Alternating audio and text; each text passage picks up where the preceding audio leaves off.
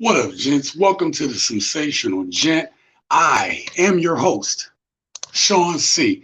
And in today's episode or today's live stream, we are going to talk about the lie that everyone believed to be true. All right. And so we're going to talk about how everyone believed this lie to be true. We're also going to talk about um, where this lie came from, allegedly, and how it affects relationships today. And again, we're going to review the origins of this lie. We're going to look at a video clip. I'm going to give the question of the day, and then I'm going to open up the live chat for anyone that wants to come on the show and discuss this. Okay. And so at the end, I'll do my final take. We'll wrap up the show, Partridge in a Pear Tree. Y'all got to excuse me. I'm about to wear my glasses today because I've been wearing my regular glasses. And now I finally put my contacts in after 2 days. And it looks like my eyes aren't adjusting to all this. So your boy getting a little older. But I have a lot to show you guys today. We have a lot to discuss. Listen, this show will be impactful today for anyone that is married in a long-term relationship or thinking about getting married one day. This is going to affect a large swath of people. And even if you don't think it does affect you, what we're talking about today, I promise you there'll be some things that we will learn today that you may or may not have known. All right. So do me a favor, make sure that you hit the like button right now so that we could trigger the algorithm gods to be able to push out this show, today's live stream, to other people and bless people to be able to come to this channel and give me some views and some subscribers. We need to grow this, right? We need to grow this channel. All right. And listen, I got to say to you guys that I cannot do this without you guys. The support that you guys have given me, we just went over 1,500 subscribers recently. And I would like to reach 1,600 subscribers in the next 2 weeks. That's a tall order, but I think we can do it. I could do it with your help. Again, I love my supporters and I love my subscribers because you guys make this channel what it is. Now, if you haven't noticed, I put out a YouTube short recently. If you haven't seen it, I'm going to start putting out a few more of those. I want to take my time with the videos that I put out here so I can make sure I put out a better quality video, right? So that it's entertaining and engaging. So I've been doing a lot more of that lately. So expect to see some more YouTube shorts and maybe some longer time in between my bigger videos. Because again, I want to make sure that when I give you a bigger video that I'm giving you quality and that it's entertaining. All right. Um, what else I have to say? See, just brain farted. I've been doing so much behind the scenes to get this show off today. Um, so yeah, expect to see more YouTube shorts on this channel that is based on the content. I'm trying to push that out, trying to be better with my social media. And I would love your input. So don't forget to comment. I want to know what you guys think today. If you're in the comment section, make sure that you get in the comment section and make yourself known because I do have shout outs that I do. And I'll try to answer all questions, comments, and concerns that you have because this is a channel where I want people to voice their opinions, particularly men, so that they feel that they have a place to be able to voice those things. And that's what the sensational gent is about us improving ourselves, about us being on our purpose and living our best life. All right. So hit that like button and we're going to get to this soon. All right. I'll wait till some more people come in. Let me see what we're looking like right now. All right. We have nobody in the comments right now. Whoever's watching there, I appreciate you. So I'm going to get right into this topic. I'm going to get right into this topic today. So without belaying this, and then I'll get back to the comments once we get into it. So right now, I am about to, I'm going to share my screen with you guys. I don't know how this is going to work as far as volume, so please bear with me here as I do this. All right, and we got that going. Hold up. So I have a video. I have some stuff to go over with you guys, but yep. So we did all that. Bear with me for 1 second. Anyway, before we get started, sorry, one last thing. Tonight's drink of the night. This is brought to you by my mother. I have this little bottle of Long Island iced tea. Plus, I added her sweet tea to it. So this is really sweet right now, but it is a Long Island iced tea, right? Pre-made. Let me know what you guys are sipping on in the chat or down in the comments below. Let me know what you're sipping on tonight for this show. You know, I always come with something new or, you know, my normal drinks and stuff like that. So let me know what you guys are working with tonight. All right. I just want to make sure you guys can see this. I'm going to bring, so the lie, you guys want to know what the lie is that everyone believed to be true. And that lie that everyone believed to be true. Anybody heard the statement before? Happy wife, happy life. You've heard that before, maybe? All right. Let me know in the chat if you do. But happy wife, happy life. And so that was pushed upon us. Like we know that to be a thing, meaning that to have a good life, you need to have a good wife, right? We know that, right? You may not be biblical, but in the Bible, it talks about he that finds a good wife findeth a good thing. And that's a true statement. If you have a really good wife, she can make a man feel that he's on top of the world and push him to be the best version of himself. To have that support, especially, listen, I was in a career centered business. I did engineering and I couldn't even talk about my job because it was confidential information. So a lot of the stuff that I had, a lot of the stuff that was in my head and my feelings, I couldn't even talk to my wife about it when I was married, right? Because I couldn't discuss it. I can kind of give generalizations about how my day went, but I couldn't talk about specifics. I couldn't talk about specific things that we do on the job. And when you're a man and you need that support, you're longing for that support, especially after you have long days, you want to be able to share your day. Right. And a good wife, a good woman is going to want to hear about that day. I would equally say that a good man should be willing to listen to his wife and figure out how her day is going, right? I know some guys do that whole, oh, I'm gonna turn my little hearing aid to womp, womp, womp. But here's the thing. I think one of the best things you can do, especially now with wives today working and stuff like that, right? You have dual income families. I think one of the best things you could do is unload each other's day on each other.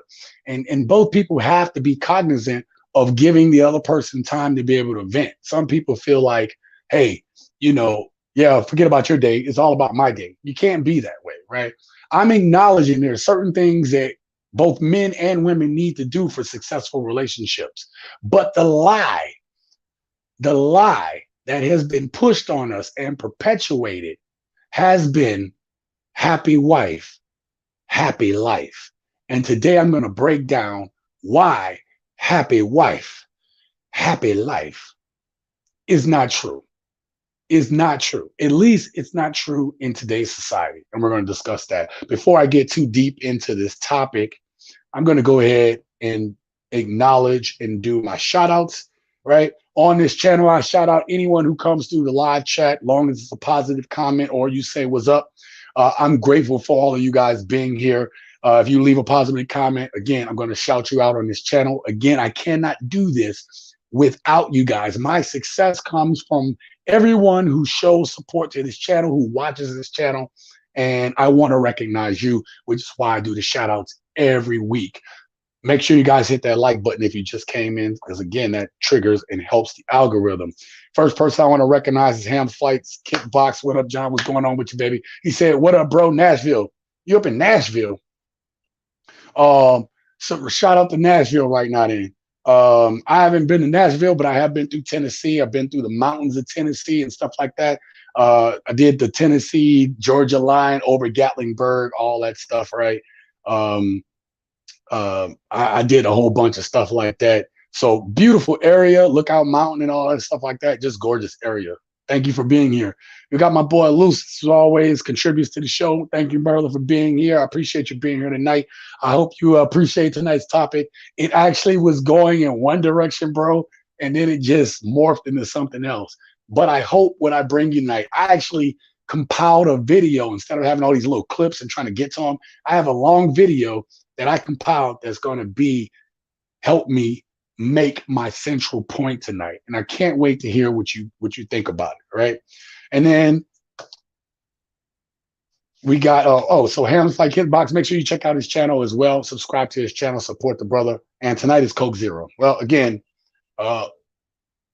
in the bottle Long Island iced tea, not made like a bartender like me, because I make mine nice. Okay. So we're gonna get into this. So again, if you just coming in, hit that like button. I am going to tell you the lie that everyone believes. And I'm going to start with the premise of happy wife, happy life. I just want you guys to know, I'm probably going to bring it up a couple times during this live stream, but I want you guys to be aware of it. All of the things that I talk about tonight and the references and the things down in the description box. So if you go to watch this later, it's all there for you to go look at yourself. Okay. Because I want to make sure that you guys can go back and look at that material, especially the article that I'm going to talk about. You're going to want to see that. Okay. So I'm going to share my screen with you guys, and hopefully you guys can hear me. All right. So you guys can see that. Can you guys hear me right now? Put a 1 in the chat if you guys can hear me, so I can know that you guys hear me talking while this is going on. All right. And then at some point, I'm going to have to do the unmute the audio for that. All right. So let me see real quick. Okay, y'all hear me? Great. All right, we got my boy QB Passport flexing. What up, Brody? What's going on with you, bro? Make sure you guys go check out his channel.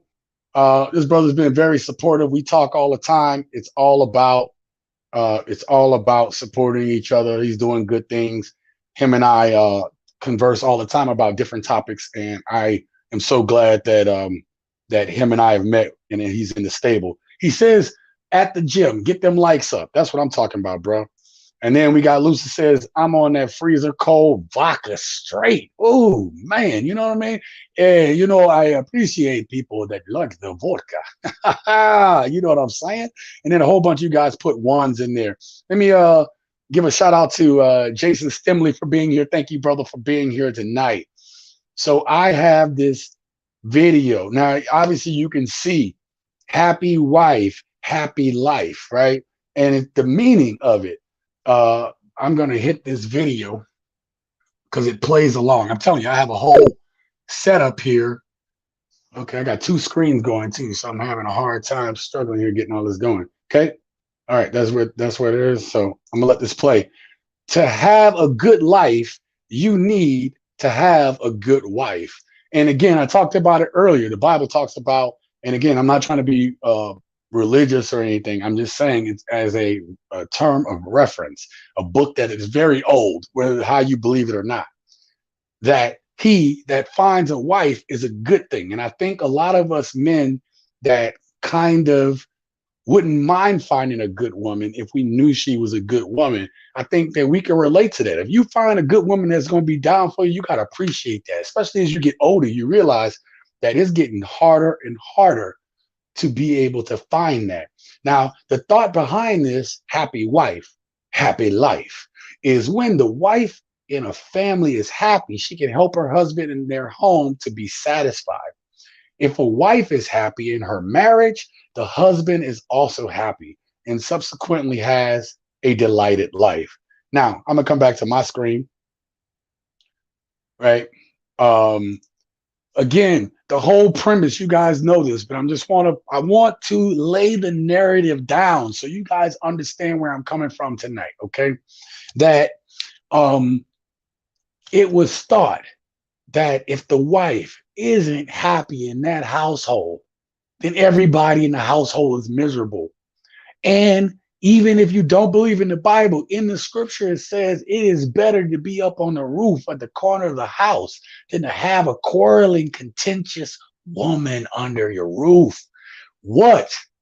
Nobody wants that. Any of us who have been in these bad relationships, we know, we've seen how bad it could get if the wife, the woman, isn't happy And so we have been brought up to believe the myth, the legend that we must make our wives happy to have a happy life. But tonight isn't about me agreeing about it. Tonight is about me disagreeing about it because, again, that may have worked back in the day, but it no longer works today. All right. So I'm going to hit play on this thing. We're going to get back up in this. Okay. Now, at some point, there's going to be some volume stuff I got to play. So I'm going to need your input to see if you can hear it. All right. Because I need to know if you guys can hear it. Because if you can't, then I'm in trouble. All right. So again, I read all this happy wife, happy life. Now, the phrase happy wife, happy life is believed to appear in the 1903 in the final verse of Choice bit of doggerel called The Work and Wages Party, where the words have been not more than damn it, congeries, but used in expressing causality, right? And it reads, I am work and wages party man. I say that's what I am. You'll find me true and hearty man, for that is what I am. Now let's rejoice to the end the strife. Let's rejoice to end the strife with all the kids in clover, a happy wife, a happy life, and a jolly good turnover. So listen, this was based on some stuff back in the day. And it's just saying that, listen, I'm a working dude. I'm a working dude. I'm doing this for my family. We have the family here. If I have a happy wife, I have a happy life. And then life goes on again, right? We can go on and push and turn over life again. I'm gonna go ahead and move to the next thing. And I believe we have a clip that's going to be coming up. So I have all this sequence again. There's a video that I created. You guys may see me put out a video later, but we're going to talk about, as you can see, your boy got his I got the videos ready. I took hours making that video. Again, get your cups ready because now this video I had for a while. I was actually going to make a video on this a long time ago, but I decided not to because I wanted this video to have the right combination of stuff or to be used in the right context, right? I use these videos for context. And today, this was the perfect video for this topic because you know how I said that we have grown to believe happy wife, happy life. We've grown to believe that. That's what we've been taught. Like I don't even remember when I learned it. I just knew it to be true. Maybe from TV, television, any of that stuff. All right. I don't know how you heard it, but we all know it. The lie that we believe to be true. So I'm going to play this clip, this video. Again, this is a whole compiled video. This is like an 8-minute video that I'm using to lay out my points today. So I hope you guys, bear with a brother here. Okay. Well, we're going to go back to this video. Now, this is a young brother. Let me set this context up. In this next video, we're looking at obviously Steve Harvey, and there's a young brother who comes on and he has a question for the psychologist that's on there, and he has a question for Steve Harvey. And in that question, this young man that has a wife wants to know how to keep his wife happy. And that's admirable. And we'll talk about that when we come on the other side. So let me go ahead and get to the video. And you guys said you heard me, so I haven't changed any settings. Let's go in and listen. Josh is next. What's happening, Josh? My wife and I both work, and I make a living, but not enough to provide the lifestyle that we want and for our future children. We want to do things such as save up for a home, go on vacation, but it's hard right now with both of us working as hard as we do. It hurts even more to see her come home in stress and not be able to drop off her work at work, but it bothers her at home. And I just want to tell her, hey, babe, just quit. Don't worry about it anymore. But we, at the moment, cannot afford that. It hurts even more to see her come home in stress. But I want want to be able to provide that lifestyle, but at the same time, I want to have my wife back. So what can we do? Okay. Okay. So you guys have seen that first part. Sorry, I stopped it prematurely because I didn't have the time to go through all this, right? Um, let me bring this comment up real quick. Give me a second, you guys. Let me bring this comment up. We have the Wheeler Dealer. Thank you for being here, brother. He said instead of happy wife, happy life, now it's happy sugar baby. Wheeler Dealer, thank you for being here, brother. We are going to discuss that here in a little bit, but I want you guys to notice something, okay? This young man came there and said, listen, man, me and my wife are working. We're both trying to get it. We want to be able to get a home one day, but his wife is going to work. She's all stressed out and stuff. And he loves his wife enough to say, yo, baby, check this out. Yo, check this out. Look, just quit. We can do it, but they also can't afford it. I want to go back to what I had on the screen here, right? This man is idealistic like a lot of us are or were, right? Or used to be, however, whatever way you want to put it. Men want to be providers. I want y'all to get that from what this young man just said. Baby, I got you. Allow me to do this so you don't have to have that stress. But what's the problem, gents? What's the problem right now?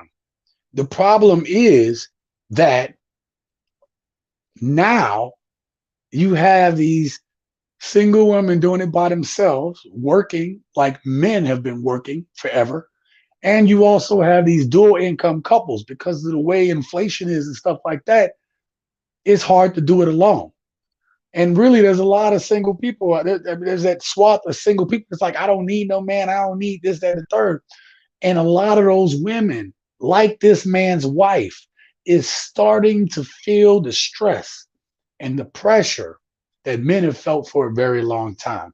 See, it's not lost on me. Me and one of my big bros, we talk about this all the time. It's the stress that kills us men. Men typically live less doesn't live as long as women, right? That's for a number of factors, right? You know, not being you working hard, not being able to take care of yourself, your health, your mental well-being. But one of the biggest things that kills you is not being on your purpose, losing purpose, and stress. And then all the abuse we do to ourselves while we're going through the stress, it kills us. And now women are starting to feel that.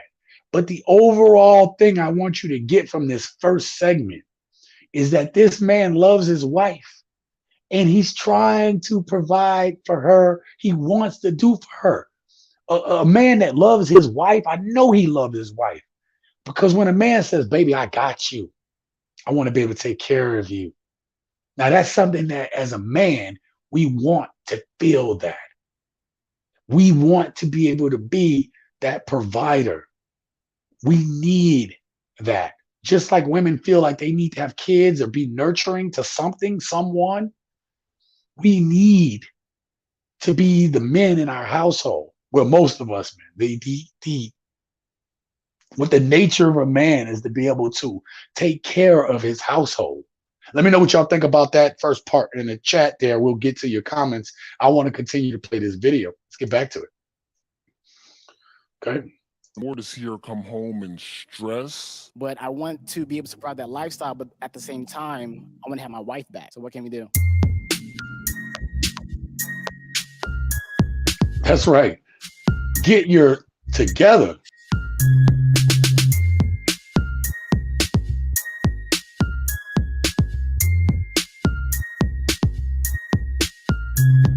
So get your ish together. That's the first thing you could do, young man.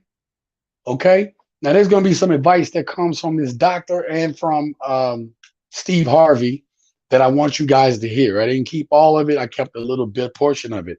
But the thing, young men and men who haven't handled their business or not handling your business to the fullest extent, the biggest thing we can do as men and even women, everybody today, is to handle our business and get our ish together. Okay. We need to get our ish together. All right. My last video got flagged for not being appropriate. I went through that whole video. I listened to what Lucy said. I listened to what I said. There was no curse words said. We were very respectful. So I went through. I said, you know what? You need to review that, because every time I do a live stream, you guys try to shut my live stream down, right? You guys try to shut my live stream down. So I had them review it, because I reviewed it, and I'm like, they sent it back and said it was good. You know why it's good? Because we've done a good job of trying to make this a place that we can have discussions, do it like adults. We don't have to curse, all that stuff, even though I like cursing. Let's get to the comments. Lucy says, hello, the Lucy. Thank you for being here. This is Brick Girl Go Stateside. You will love their channel. It is Lucy and her mom, Julie, and British women's perspective of living in the States. And I know you guys will love their channel. Subscribe. They're very big supporters of mine. I'm very big supporters of them. And I am glad to have their support, but most importantly, their friendship. All right. And then Lucy says, correct. Men want to care. That's why we marry. Otherwise, we functionally stay single, because there is no purpose to doing it if we didn't want to have that feeling, to be able to take care of a person. But one thing women get twisted today is that when a man is putting in that time out there grinding, I know we might get a little cold, and we're going to talk about that later. We might get a little cold on y'all, baby, okay? But in the end, we mean well. We want our family to mean well. So that support that a man gets from his woman is so important. And I think women today just don't really care. They don't really care. And they just don't know how to be wives. But we're going to talk about that. Again, if you've just come in this channel, hit that like button. Today we're talking about the lie that everyone believed. Happy wife, happy life. And we're going to break down the myth, the legend we talked about earlier about how that came to be, where it came from. But now we're going to get into it. Now, this next clip, this next portion of the clip that I'm going to get to, I want you to hear what this doctor says, okay? The lie that everyone believed to be true. Yes, we're going to talk about it. Let's get back into the video, okay? Let's get back into this video. It sounds to me like you have to prioritize. I mean, first thing, you know, I'm a fan of having a big house. I'm a fan of vacations, but it's worth a lot more to have a happy life, a happy wife, a happy connection. To have a happy life, a happy wife. Than it is to have a big house. Man, did y'all hear that? Did you guys hear that? Now, I got to be real with you all. When I was creating this video, I knew I was going to use this clip, and I had watched it a little bit, but I hadn't paid attention to it. But obviously, before I came on with you guys, I wanted to review the video. I also wanted to trim off the fat of the video, so we weren't just listening to all the fluff and stuff like that, right? Cut out a lot of the little air gaps in there so that it flows a little bit better. But I want to rewind that real quick. I want you guys to hear one more time what I wanted you guys to pick up, right? But it's worth a lot more to have a happy life, a happy wife, a happy connection. To have a happy life, a happy wife. Yes, that is some old BS. Than it is to have.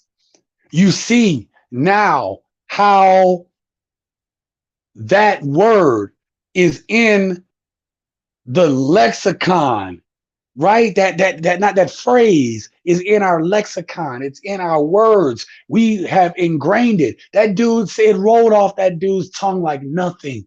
I had never really contemplated happy wife, happy life. We don't say it every day, but it's ingrained in us to think that we have to have a happy wife, to have a happy life. I'm not disagreeing that our wives need to be happy. I am going to take you down this journey to correlate something, to correlate that I agree that we want our wives to be happy. As I stated earlier, men want to be providers. And by providing and making our women happy and satisfied at our provisions, That makes us work harder. See what I'm saying? But say it ain't so. Things have changed inevitably. Let me get here real quick. Lucy says, I'm sorry to hear your lives are getting flagged. That's ridiculous. Yeah, I have a whole bunch of them. The only reason I haven't like tried to like hit the little monetization on the other live streams is because when I went through it, there's a couple curse words, which I know you can do a couple, but if I'm gonna have a human review, right, I understand that some of the topics may be a little sensitive, so I wasn't really sweating it. But that last live stream I did, that was on par. That was on board. We were talking about some real stuff. And for it to get flagged and for my monetization to go to limited, I was like, you got to review this because this is getting ridiculous now. It's like every other live stream getting flagged. And I'm not even cursing. If that was the case, if all my live stream would get flagged, I'm about to drop some F-bombs on here, okay? We about to do it right. Now, I want to recognize the wheeler and dealer. Thank you so much. Coming off the top rope with the $10 super chat. Listen, you guys, I just made another investment in a software program that I use regularly to try to make this channel better. If you notice, there's longer gaps, or there's been longer gaps between some of my videos, partly because I'm traveling and partly because I'm trying to work on the quality for you guys. I want it to be better. I have to improve. And so I'm putting more money into the channel and I'm not getting the money back, but it's you guys that are supporting this channel, okay? When you guys give me the super chats, it's all in this channel. It's all invested back in this channel, all right? Because we want to grow this. We want to make this a good discussion. And I will, and I do remember everybody that's here from the beginning, because it's you guys that are my base. It is you guys that I trust. And it is, some of you guys should also be moderators. I don't know if you guys can see that. Let me know in the chat. A couple of you guys have been around. I think, Lucy, you're one of the moderators. I don't know how you see it. Usually it's that little blue thing or whatever. I don't know. Let me know if y'all got that, because I can't see that view from here. Wheeler Dealer, thank you so much, brother. Thank you so much. And in the chat, I mean, in his live, his $10 super chat, he says, I couldn't be a young dude today. You know, I've been thinking about that. And that almost could be its own episode about, look, these young dudes have it tough today. There's certain things they have good. Listen, if you're a young man and you are desirable by women, you're probably having a great time right now. You're probably having an awesome time, right? For multiple reasons, right? Women are a little bit more freer to hang out with you. There isn't this stigma of them worrying about hanging out with a dude or how they're going to be perceived, right? You probably, it depends on if you're within that age or even not. You know, if you're a decent looking dude and girls are desiring you, you're a young dude, you're one of the few dudes probably still getting relations. There's like 30% of dudes, young men, right, up to the age of 25 or something like that, have not ever had relations, right? And then we're talking about another percentage of the whole that haven't had relations in the last year. So there's a lot of dudes that are being pushed off, that are being rejected by women today because they don't have the bag, because they're not able to buy their women, you know, Gucci, Louis Vuitton, all these different things. Women's priorities have gone to, I need to look good for the gram. I need to get so many likes. I need to get so many followers. It's all about getting that attention and that validation. And a lot of these young men can't keep up with that. They don't have the money. Lucy said the speaker is low key, high key pandering. Oh, yeah. Well, the lie is ingrained. The lie is ingrained. He said the speaker is low key, high key pandering. Well, it's the Steve Harvey show, Lucis. It's the Steve Harvey show. There's a bit of pandering involved in it. We already know. We already know that.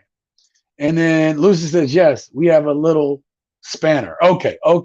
Some of you guys should have the spanner wrench. You guys are my moderators. I appreciate it. I made sure that I didn't want to have too many, but you guys that come through pretty often, I got y'all.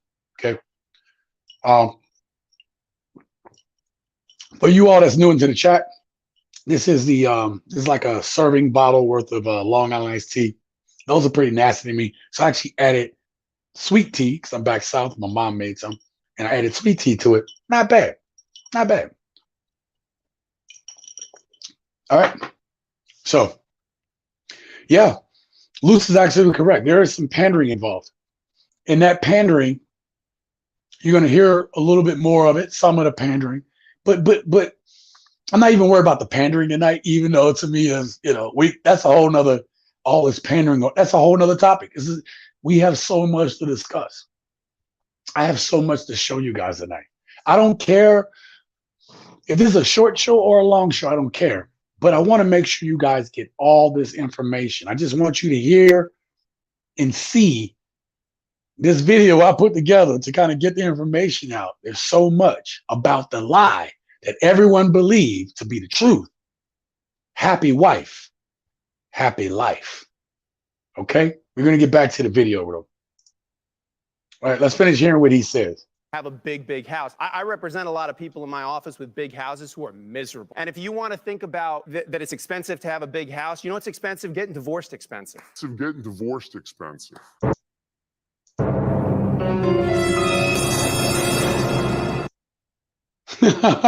let me rewind this back. Right? We talk about this all the time on the channel, right? We talk about women initiating divorce 80% of the time.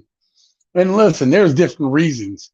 I know you get those people that come in and say, well, why did she do it? And this, that, and the third. I don't get that too much on my channel, but I can imagine the bigger channels get a lot more of it.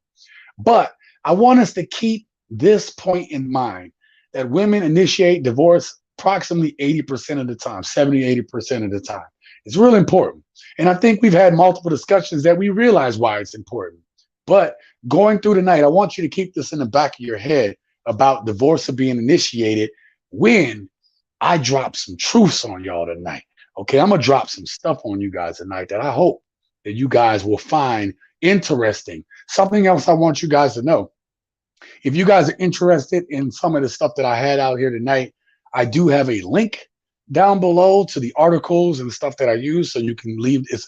And I know I always say, oh, I'll get it later. It's already linked down there now. So after the show, you can go ahead and look at those articles and be able to look at those type of things. Okay. So women initiate the divorce 80% of the time. And he is right. The alternative for him, once you get married, aren't men just trying to keep their wives happy and keep the relationship going?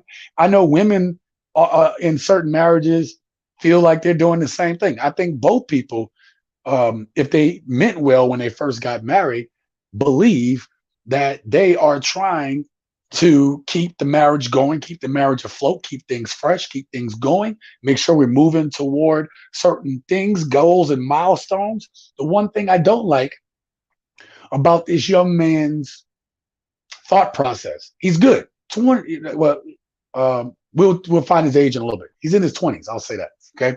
And that number is going to be significant later in some data that I have. So you're going to want to be here for that. Right.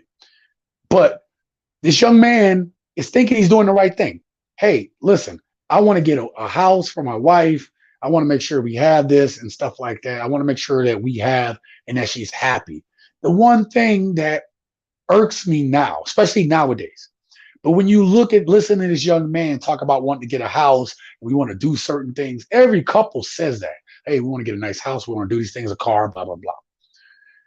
But the way today's society is set up, I think worrying about the material stuff is huge in causing these relationships to fail, because there's a lot of pressure to be able to continue, especially if you're a type of man that spoils your wife. If you're the type of dude that spoils your wife, then guess what? You got to keep those material things going, especially in the age of validation in social media, through the internet, right? There's so much pressure on men to do that. There's so much pressure on these women to keep up with the Joneses, thinking that the grass is always greener on the other side. And I think that's something that that is affecting relationships. Lucy says overall U.S. divorce is 80% women initiated, but with Black people, it's dang near 90% when filing. That is crazy. I do have the website that I go to. I haven't looked at that in a while, but it's blackstatistics.com. and that was referenced by the late great Kevin Samuels. Rest in peace to the Godfather. But yeah, that's still pretty high. That's like, again, I think I brought this up in the last show, but would you jump out of a plane knowing that there's an 80% chance that the person that's strapped to your back when you jump out of that plane tampered with your parachute? Right? So you have a 50% chance that your chute won't open, and an 80% chance that the person strapped to your back on the free fall is the one that tampered with the parachute. We're gonna go back to this video. Let's finish it. Let's get through this one. Fancy. That's right. Listen, Suspect. your wife who's in a smaller home, maybe you don't go on as lavish of a vacation, but you're happy, you're connected, she's not as stressed, she looks at you as the provider that you're saying you want to be. That might be a more worthwhile investment than worrying about having a bigger house. And the big house will come someday. I understand where you are because you want to have something in life. You want to accumulate some material things. How old are you, my man? 25. Hey, man, you so young. You're in the come-up phase of life. You have to. Listen, Steve Harvey is right. He's 25 years old and already putting the pressure on himself to have a house. Like, do you know how insane that is? Because we've been taught nowadays, before back in the day, you could work a job for so many years and you had a pension, you had a 401k, you had all these benefits, you had the ability to be able to save for your own retirement, in addition to having some type of land. But at 25, you haven't even really started in your career yet. You're not in your career phase until you hit them 30s, because at that point, you have had enough time to be starting to master your craft. The other thing is, in your 30s, you are at the point where you are old enough to lend some credibility. If a 25-year-old walked up to me today, and I'm not saying they're not smart 25-year-olds, obviously there's 25-year-olds that are doing business and stuff like that. But I'm saying in my field, if a 25-year-old walked up to me and I had been doing it, 15, 16 years, 10 years, and they come to me 2 years, just fresh out of college, wet behind the ears, breath smelling like Similac, with iron or without iron, because you don't want no tummy issues. But the point is, a 25-year-old walk up to me and try to tell me something after I've been doing it, I'll be receptive to it because that's just the way I am. But at the same time, it's like older people have a hard time with that, even if it's just 10 years older. I've been doing this longer. Now maybe you give me a fresh perspective, but it's hard to take that seriously if you're in a certain different professions. But he's doing the right thing. But his focus is so far ahead right now. He's putting pressure on himself that he doesn't need to have for probably another 5 years. That is my point. Okay. Let me get back to this video. The age thing is important. I want y'all to remember, this dude is 25 years old. Hit that like button if you just got in here. We'll get back to the video. To focus on the happiness. Okay, here's the last thing I'm gonna give. Success is not how far you've come. Success is how far you've come from where you started. God dang it. I'm sorry, y'all. I messed it up. Let me go back. Steve Harvey did make a good point there. Happiness. Okay, here's the last thing I'm gonna give. Success is not how far you've come. Success is how far you've come from where you started. Okay, let me go back here because I didn't want to bring that up. Okay, Steve Harvey was absolutely correct in this when he said about the success thing. Too many people, that young man is putting all this pressure and stress on himself to be able to be a good provider. And you cannot fault this man for wanting to get real estate at this point, because that's what we've been taught, right? You got to own some stuff. And I don't disagree with that, right? I've owned a house before, and it's in my plan to own something more stuff, okay? Because I have plans, right? This ain't just fun and games over here. There's plans going on behind the scenes, okay? I need you guys to know that, okay? Your boy is working over here, okay? I'm trying. But Steve Harvey has a point. This young man is putting all this pressure on himself to have that, and that's good. That's really good for 25. It's good to have those type of dreams, goals, and ambitions. But at this point, if his wife is stressed, what good will it do for him to be pushing that hard and not tend to the mental health of his wife? Because believe it or not, as much as I may not push for marriage, I am an advocate for those who are married. If you are married, I'm all for you. I want this to be known on the Sensational Gym. For all my people that are married right now, at this moment, I want you to succeed. I want to be wrong. I want you to prove me wrong. And I'm not saying everything is perfect. I'm saying I'm for people that are married right now. All right. People that can weather the storm. I envy it. And a lot of us do too. But if you ain't married right now, there's some things I'm going to bring up that may or may not sway you. I don't know. But if you're married, I hope the things that I'm going to show in these these next segments, I hope you take that information and use it to strengthen your marriage, strengthen your relationship. Some of you guys might be close to getting married. Again, not my cup of tea. But at least I'm going to give you this information prior to going into marriage so you don't have false pretenses about what it is. You understand? Let me get back to the chat. We have T-Mac in the house. My boy T-Mac, thank you very much for being here. T-Mac dropping the $5 super chat. I don't have all those buttons and stuff. Oh, I ain't that fancy. Do I have any brand stuff I can bring up? Oh, I got something. I like this. So T-Mac with $5 super chat. He said, all right now, let me call it. That didn't come out good.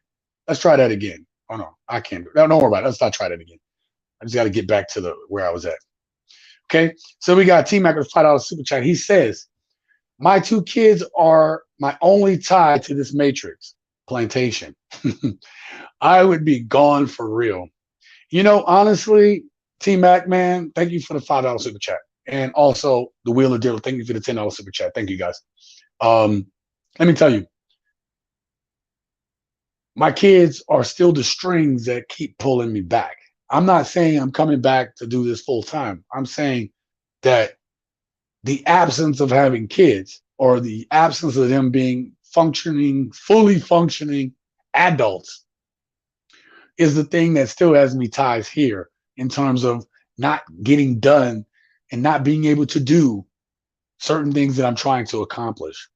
But we love our kids, we support our kids, and we want them to be better versions or better than us. They don't have to be us, but they should be better than us. They should come out better people. I've made a lot of mistakes, not perfect, but we always hope that our kids are a little bit better than us. And I hope that's what's going on.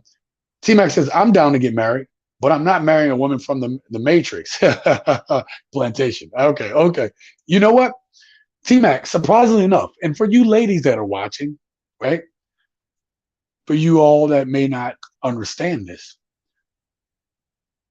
surprisingly, even the men that you guys think that are like bitter or this, that, and the third, a lot of those guys either in relationships, want to be in relationships, okay with marriage. Surprisingly, there's a large swath of men that actually would settle. If they could settle down, they would. There's a lot of them out there. Good dudes, some of them. Okay. But we hear through media, we hear through all these things that there aren't any good men left. How many times have you heard that lie? What is the title of this video? The lie everyone believe to be true. There are no good men out there. Say what you will about that young man, but doesn't that sound like a young man that loves his wife, willing to work for her and stuff like that? Didn't you hear that? That sounds like a man that loves and cares his wife. But you know what the problem is, gentlemen and ladies, y'all gents, if you're here, gents, this is the problem with a guy like that.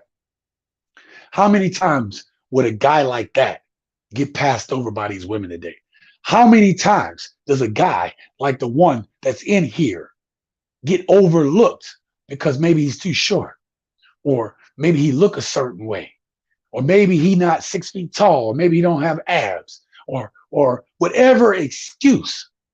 There's no good men, but there are a lot of men like that dude But guess what? He don't come in the package, the 6 feet, the 6-pack, the 6 figures that modern women are looking for today. All right. So John says, being a man is hard. However, being a simp is easy. Standing your ground is part of being a man. Absolutely. Absolutely. Being a man is hard. And I feel like some of these young people today are taking the path of least resistance, bro. They don't want to do the hard things. I don't want to say just dudes. There's women out there too that want the path of least resistance. Listen, you want the job and you want the career, you want the money. I don't need no man. But then on the flip side, you want the path of least resistance. Instead of going out there and getting yourself a good man, a man that is going to love you and appreciate you and take care of you. Do the things that women claim they used to want. Happy wife, happy life. These women will go completely against that. And then you hear another narrative other than happy wife, happy life.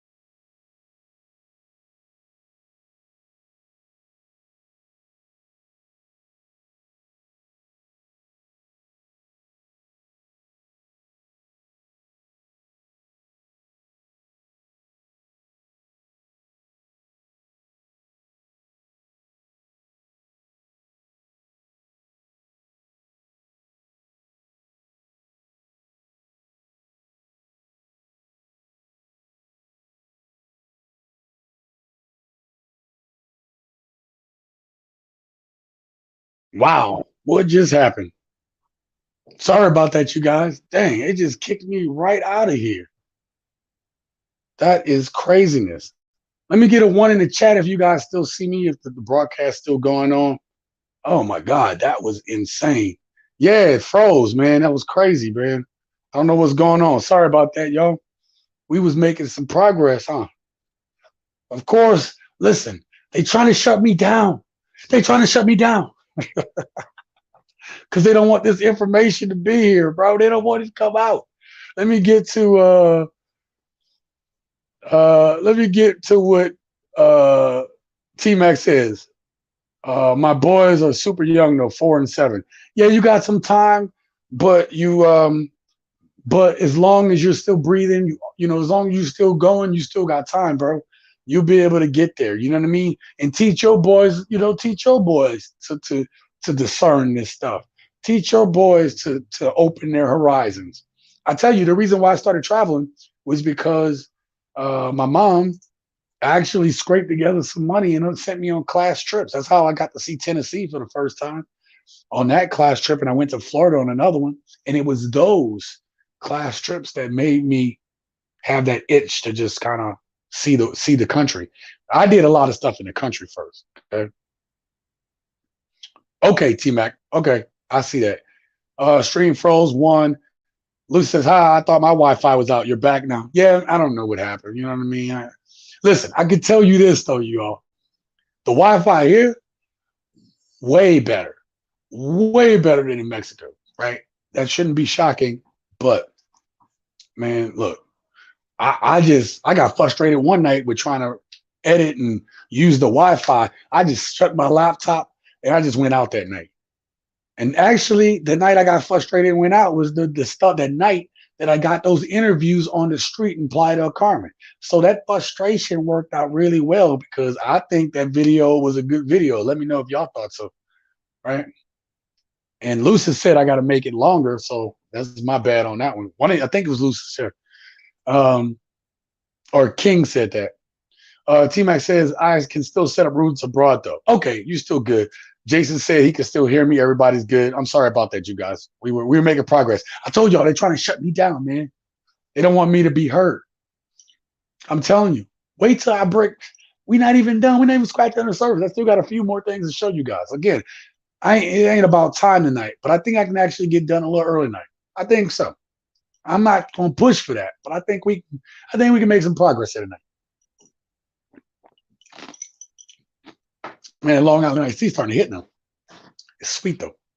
All right, let's get back to this. Okay, so, I got to set up the next portion. All right, sorry about that, y'all. See how unprofessional it is? You know what's really unprofessional? This right here. All right. All right. Okay, that's unprofessional. All right, let me set this up. The next thing I'm going to show you guys, and there's an article linked down below, but in the article, it talks about 11 reasons that are commonly for divorce. If you remember listening in that video with the young man, the dude said, hey, make your wife happy because it's cheaper than divorce. It's absolutely correct. It is cheaper than divorce just to try to make it work out. But how long is he going to make it work out before that 80, 90% kick in? You know, when is it going to happen? And it doesn't even feel like a matter of if, it's just when for this young man.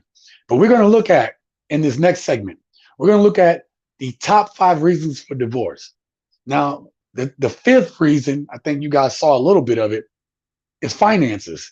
Finances used to be the number one reason people got a divorce. It is no longer that way.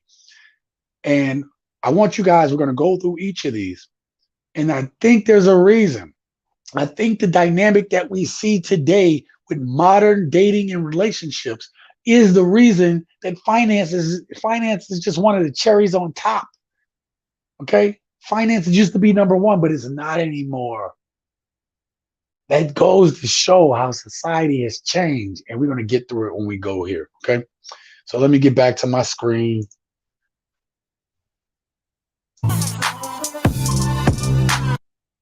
Okay, so the number 5, so the fifth reason that people get divorced is financial problems. So 36% reported this out of these participants. Some participants in the study said that while financial problems were a big contributing factor, they were not the most pertinent reason for divorce. And remember, I told you guys that it used to be the number one reason. Now it is not even the most pertinent reason. The money problems contributed to increased stress and tension within a relationship. So these relationships already had stress. The finances just added to that. Only 36% of people reported this. According to Forbes, having conflicting money styles can be detrimental to couples. If one person is a spender and another is a saver, tensions can rise when trying to decide where the paychecks go. Okay? They say it's important to find a way to use different habits to complement each other. For instance, the saver can be in charge of retirement planning, while the spender is responsible for short-term spending. Now, you would think that financial problems would be higher, right? People want these lifestyles and stuff, but I think that I think this is less contributing until the end is not the main reason, because I think a lot of people nowadays getting married typically have the same spending styles. We live in I got to be flashy, I got to do this. I see couples, you see the couples that go out, they matching all the time. You know, if it's a white party, they got the best white suit, she got the best white dress, or they got the gold trim and, you know, whatever. Like I see this all the time. A lot of couples, when they start out, they okay with that. Actually, my second marriage, me and my ex I wanted her to look good. Okay, I wanted her to look good because when I went out, I wanted to be like, yeah, that dude, right? And we used to get that type of attention, which is crazy because we did. And so we were spending, right? But in the background, I was doing certain things. But again, as our relationship went on, finances weren't the reason we split. But I will say that finances were a huge factor. Anyway, let's get to I say get to the next one, and this thing has to play out. So again, this is a whole video I made to bring up this point. So again, the number 5 reason is financial problems. This again used to be the number 1 reason people got divorces. And now today it's 5th on the list. Again, this is telling of the times. Okay. Now, number 4 is getting married too young. In the study, those that cited their age as a problem were an average age of 23.3 years old at the time of marriage. According to Pew Research Center, marriage age has changed drastically over the past 50 years. In 1960, 59% of those that were married were 18 to 29. 50 years later, in 2010, that number dropped to 20%. And in 2011, the median age for the first marriage for a man was 28.7 and 26.5 for women. 50 years prior, both were in their early 20s. And we can deduce part of the reason why this has changed. Part of this has changed because look at that date. In the 1960s, 59% were younger people that were married. A number of things changed. One of the things, which is to me a minor thing, but people are living longer, right? People are living longer. But you also have, and I think one of the biggest things that we see is that once you had women's rights movements, right? That swing that happened, right? Where women started going into the workplace and all these things. Then what happened was over the years, the age started to creep up. And that may not seem like a big jump, right? You're talking, that's a huge when you talk about all people. When you talk about all people being married in your early 20s all the way to the late 20s, that's a huge swing to happen over multiple generations. I don't know if y'all understand that as far as a numbers perspective and an average perspective. But with the feminist movement with an F, right? With that coming and women starting to be in the workforce, and they wanted this because then the GDP of the country goes higher. Instead of having one person, just the men working, now you have women in the workforce, more women in the workforce because there's already women in the workforce, but you have more women in the workforce, and now the country has higher revenue because now you've just doubled the workforce. But as that happened, and now there was a push for women to go to college and all these different things. There was a push for that. And, like they started saying we need to have more women in college. So more scholarships became available. And as you see now you're starting to see in these universities that you have more women in the universities and graduating than you do men. Right. And good on those women for going to get the education. Right. However, what is that doing? That is causing women to wait longer to get married. Those ages are going up.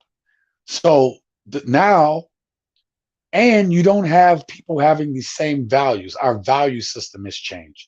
The value system has changed because the way that we receive information has changed. Those changes have ultimately led, in the end, it has led to again, more women going out on their own, getting married later in life. Now, when we talk about some of these modern women in the States, some of the things that people are uncomfortable with and saying, but modern women are like, why am I getting married now? Right? I'm gonna have my fun right now in my 20s, and then I'm hit 30 and I'm ready to get married. Right? Whereas back in the day, and in some of these countries out here today, you hit 25, 26, you're old maid. So we know that the wall starts to creep up right around the age of 30, right? Because men want to be able to experience and have the vigor and the vivaciousness of a young and supple wife. It's funny when I hear myself say it that way, it sounds so terrible. But I'm trying to say that men appreciate the youth of women. And in a study that I have, or like another video clip that I've been having for a long time, but as as women get older, they actually appreciate, or actually even from young age, they appreciate older and older men, right?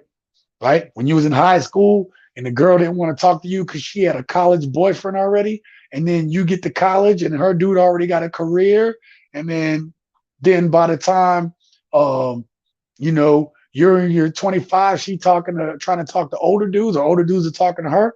And if that didn't get her settled down for some older dude talking to her, then when she hits 30 and you hit 30, now you're able to talk to younger girls, and she's looking at you or guys her age, and you're like, what's up?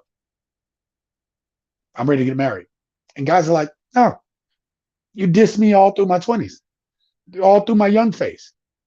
Well, and these young people just really aren't built for this marriage thing. So of course it feels like we're too young. Anyway, let's move on.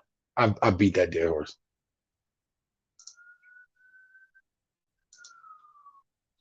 Okay. Also, something else I want you guys to notice, that in that last clip, remember I told you that that young man's age made a difference? That young man, how old was he? He was 25 years old. Okay. Let me see if I can rewind this back a little bit. In the study, those cited that their age as a problem were an average of age of 23.3 years at the time of marriage. Now, that young man was 25 years old. I wager to believe that they was only married within the last year or two, maybe 3 at the most, which puts him right about smack around that age, doesn't it not? So I hope nothing happens to his marriage, but at the same time, look at the thought process. He's so worried about getting a house right now, that pressure. Sometimes that pressure, man, put us off of our game, gents. Let's get to the next one. Okay. So now the third one is arguing too much. So the third thing is too much conflict and arguing. Survey participants revealed that generally speaking, their conflicts were not resolved. Their conflicts. All right. They were not resolved calmly or effectively. It only got worse over time. They reported that the communication problems increased in frequency and intensity throughout their marriages, which at times seemed to coincide with lost feelings of positive connections and mutual supports. One participant boiled it down by saying, I got frustrated of arguing too much. And who doesn't get frustrated at arguing too much, right? None of us want to be up there arguing. None of us want to have your be arguing with your man or your woman. And a lot of dudes are checking out of this. A lot of dudes are like, yo, I just want to get my passport and leave. And why? Because, now every woman wants to argue with you, right? They got women challenging dudes like they men. And we know as men, if we get into ram butting like that, that can mean life or death. These women have no fear. Or like a story I saw today on Pink Book Travels, the woman had a thing with her ex, and then she went home, got her brothers. Brothers came over to the dude's house, and then there was a shootout. One of the brothers lost his life, the other in critical condition. And nowhere in that story did they mention the woman. They didn't even use the word woman in that story. Did y'all see that today? Let me know if y'all saw that one today. Okay? So, the last thing you want to do is be looking up and then see this.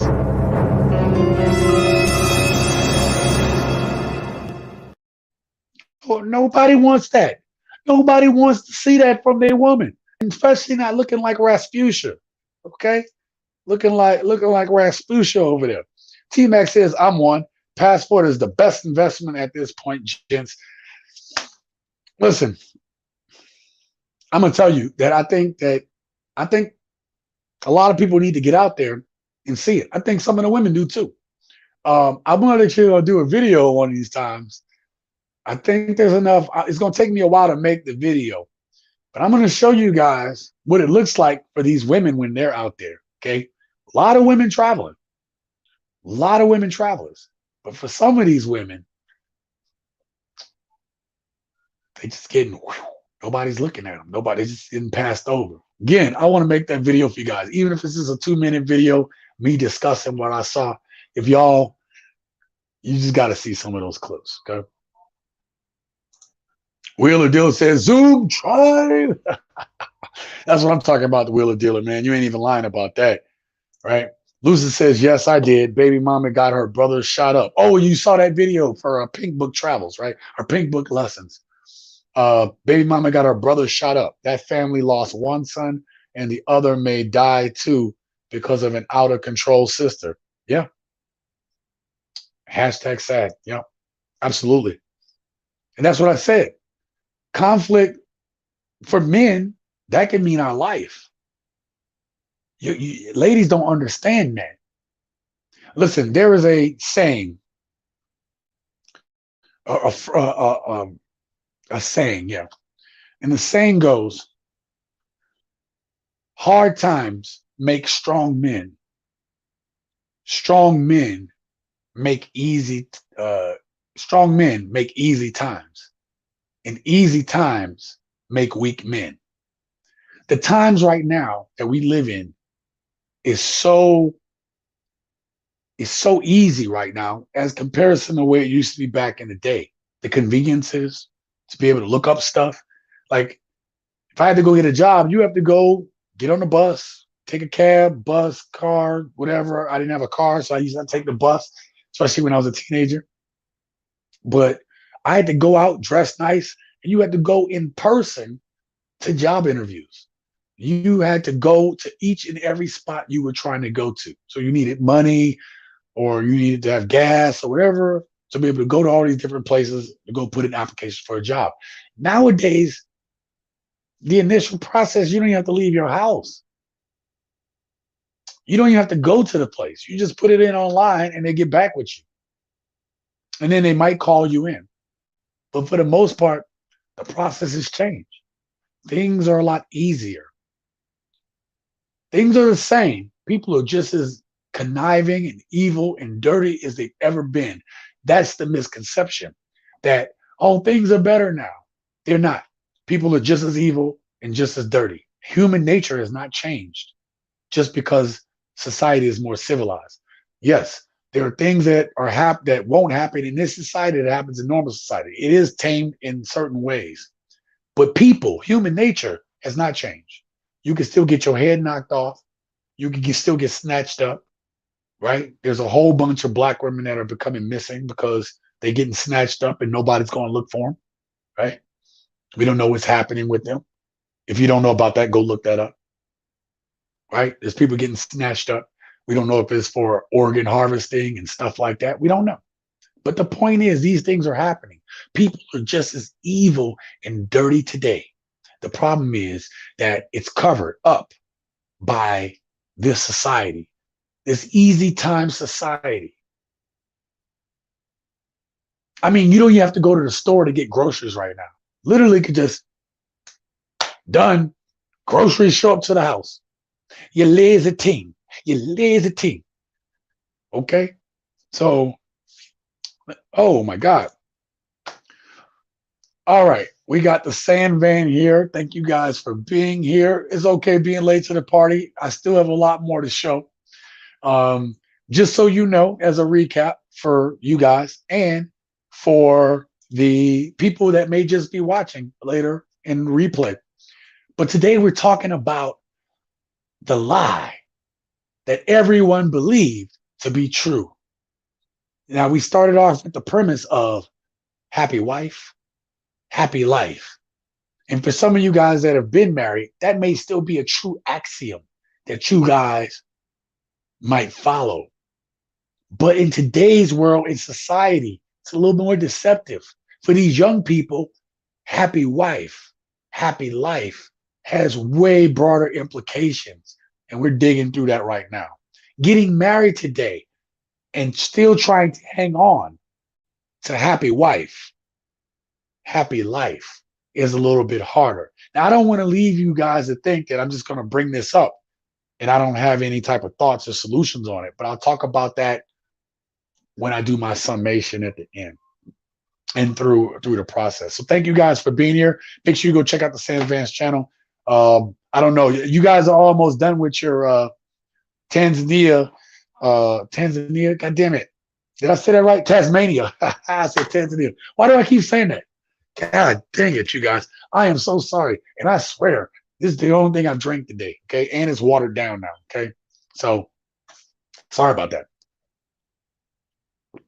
Go check out their channel, subscribe to their channel. They're in Tasmania, not Tanzania. Don't get that wrong.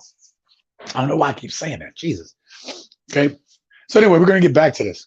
Now, right now, what you guys missed is we were going through the top 5 reasons that people get divorced. Okay, I'm laying down this groundwork and this foundation today. Okay, I'm getting down deep in the weeds on this. All right, we're getting there. We're getting there. The other thing you guys missed, finances is not number 1. It's actually number 5 on the list. Okay, so let's get back to this. People don't want to argue no more in their marriages. People are tired of it. They're frustrated with arguing. And now what we see in today's marriages is that there's a lot more disagreements. Now, some might say, well, you know, women didn't have rights back in the day, and now we're speaking up for ourselves and this, that, and the third, blah, blah, blah, blah. But listen, that has nothing to do with it. That has absolutely nothing to do with it. I don't want to hear about that argument because nothing excuses bad behavior, right? Either you are a collective body that discusses things or someone takes the lead. But in my experience, there's no such thing as 50-50. There's at least 51-49. Somebody at least got 1% of, hey, I'm going to take the lead on this. I know a lot of couples that ones that are successful, you know, in certain things, the wife might take the lead. And certain things, the husband might take the lead. And that's good. We'll talk about that kind of stuff and that type of cooperation that's needed to be able to keep these things going and keep marriages happy. Again, I am not anti-marriage for those who are married, but I am anti-marriage for anybody who's thinking about it right now. But if you're married, I'm all for you. We need you guys because it's downright dirty up in here. All right. The number 2 thing, infidelity or extramarital affairs. Now, listen, I didn't think about this when I put this together, okay? But I looked at some clips because I always, you know, y'all know me. I'm around the internet. I'm trying to look at things. I'm trying to bring you guys new topics. I'm trying to make sure that we discuss these things. And I saw a whole bunch of girls who were like, this is women nowadays, okay? The modern woman is saying, I don't care if the dude cheats as long as he's taking care of my needs. Like my dude can do whatever he wants to if he's doing it. Now, that's not all women. What I'm saying is it's a lot of them. A lot of them are okay with that. But we know that as a man has more options, it's not to say that that woman wants him to go out and cheat. If anything, if a man has a lot of resources, that woman wants to lock that dude down such that she is the only one and her offspring are the ones that have full access to that man's resources or that person's resources. All right. The reason why I don't bring it up in reverse is because women that are rich don't typically get with broke men. And if they do, they don't typically care about getting her resources unless they're what I call pretty much, you know, busted pookies, right? Or, you know, broke down dudes that, you know, don't mind living on a woman. But that's not real men right there. So I just want to make sure I put that. But the other way around, infidelity or extramarital affairs. According to the study, infidelity was cited as the most critical turning point in deteriorating a relationship. In fact, it was the most common final straw. But I want to add this other part, right? It's going to come to the second part of this part. But yeah, sorry. I love that's one of my favorite lines. Why are people doing what they're not supposed to do? Why are people cheating? Yep, that's right. Because they nasty. Oh my God. It's one of my favorite movies. I'm sorry, y'all. Life, if you haven't seen it. But anyway, so as we're talking about, people can't stand it because they don't want to lose access to the resource. They don't want no one else to have it. But also you want to feel like that person is yours. I know people say that, but I'm telling you, a lot of these young women today don't give a damn about that. If that dude is bringing enough significant resources, she doesn't care. She doesn't care. Or it's like she cares, but it's not going to make her overly mad. Maybe she make him feel bad about it. But you are not going to make a man that is earning a certain amount of money, that's an alpha male, that's out there getting it, grinding every day. He ain't going to feel mad or bad about cheating because he has the options. The fact that he brings you along for the options, if you haven't helped him in any type of significant way, it's not going to stop him, right? So some common reasons for cheating, as reported by the Insider, are feeling neglected, insecurity issues, or fear of abandonment. Okay, feeling neglected. This goes both ways, right? Women will say that they feel neglected from their husbands. And this is the one aspect of feeling neglected that people get married for that I want to make sure I stress, because I'm out here about to advocate for the good dudes out there. I'm going to come back to this. Keep this screen in mind. Feeling neglected, insecurity issues, and fear of abandonment. That feeling neglected, this is one of the downfalls to men who are good or had good intentions, and maybe the wife cheated or the husband cheated. This goes hand in hand. Hear me out here, please, please. Hit that like button too so we can get more people here. But I want you guys to hear me out on this, right? When you are a man that is out there and you're doing what you're supposed to do, you're handling your business, you're on your purpose, you're grinding, and you're working those long hours, especially if you talk about if you are making six figures, most of you guys making six figures are grinding. When I was doing that, when I was making my six figures, I didn't know when I was going to work and I didn't know when I was coming home. That is very taxing and stressing on a marriage, because I get it. Some ladies feel like, I want my husband home. I don't get to see him enough. I feel neglected. Or we go to work, ladies, right? For you ladies that are listening, we go to work. And some ladies are learning this now because they're working like men too. But you go to work and that grind and that stress is not right. But sometimes we do neglect our wives. I said it. Sometimes we do neglect you guys, but it's not on purpose. If you know we bringing home that money and it's accounted for and we're doing what we're supposed to do, man, we get tunnel vision because we're trying to get that next promotion. We're trying to get us to the next level. And some of you ladies cut off that dude at his legs when he's trying to get to that next level to make his family better, but you feel neglected. It tells me something about that relationship. And I'll talk about it here later when I talk about solutions instead of just talking about these problems. The other part is when women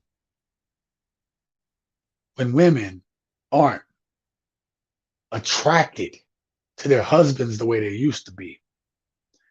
And then the relations aren't where they should be. Men start to feel neglected. Women feel neglected when men aren't doing what they do, or they don't want to touch them because they maybe been at work and just the stress. But men feel this way. We feel like, why doesn't she want me the same way anymore? Why doesn't she like me the way she used to? We're off to have dinner, Sean, but really enjoy listening to this live. Bye, everyone. Thank you, Lucy. Thank you, Ryan, for listening. Appreciate you guys. Enjoy the dinner. Enjoy the dinner. Hopefully you guys are having something great. Thank you for being here. Appreciate it. All right. So, where was that? So men start to feel neglected when their wives don't want to have relations at a normal clip. And I hear it all the time, and you probably hear it all the time. Oh, well, we had these kids and this, that, and the third, and, right? Or women, you might hear like, well, I've been working, I just can't. Like, there might be reasons. But here in a little bit, I'm going to show you some information from a scientific study on why there's a decline in attraction occurs in marriages. If that don't, this is to help you guys that are married to understand what's going on.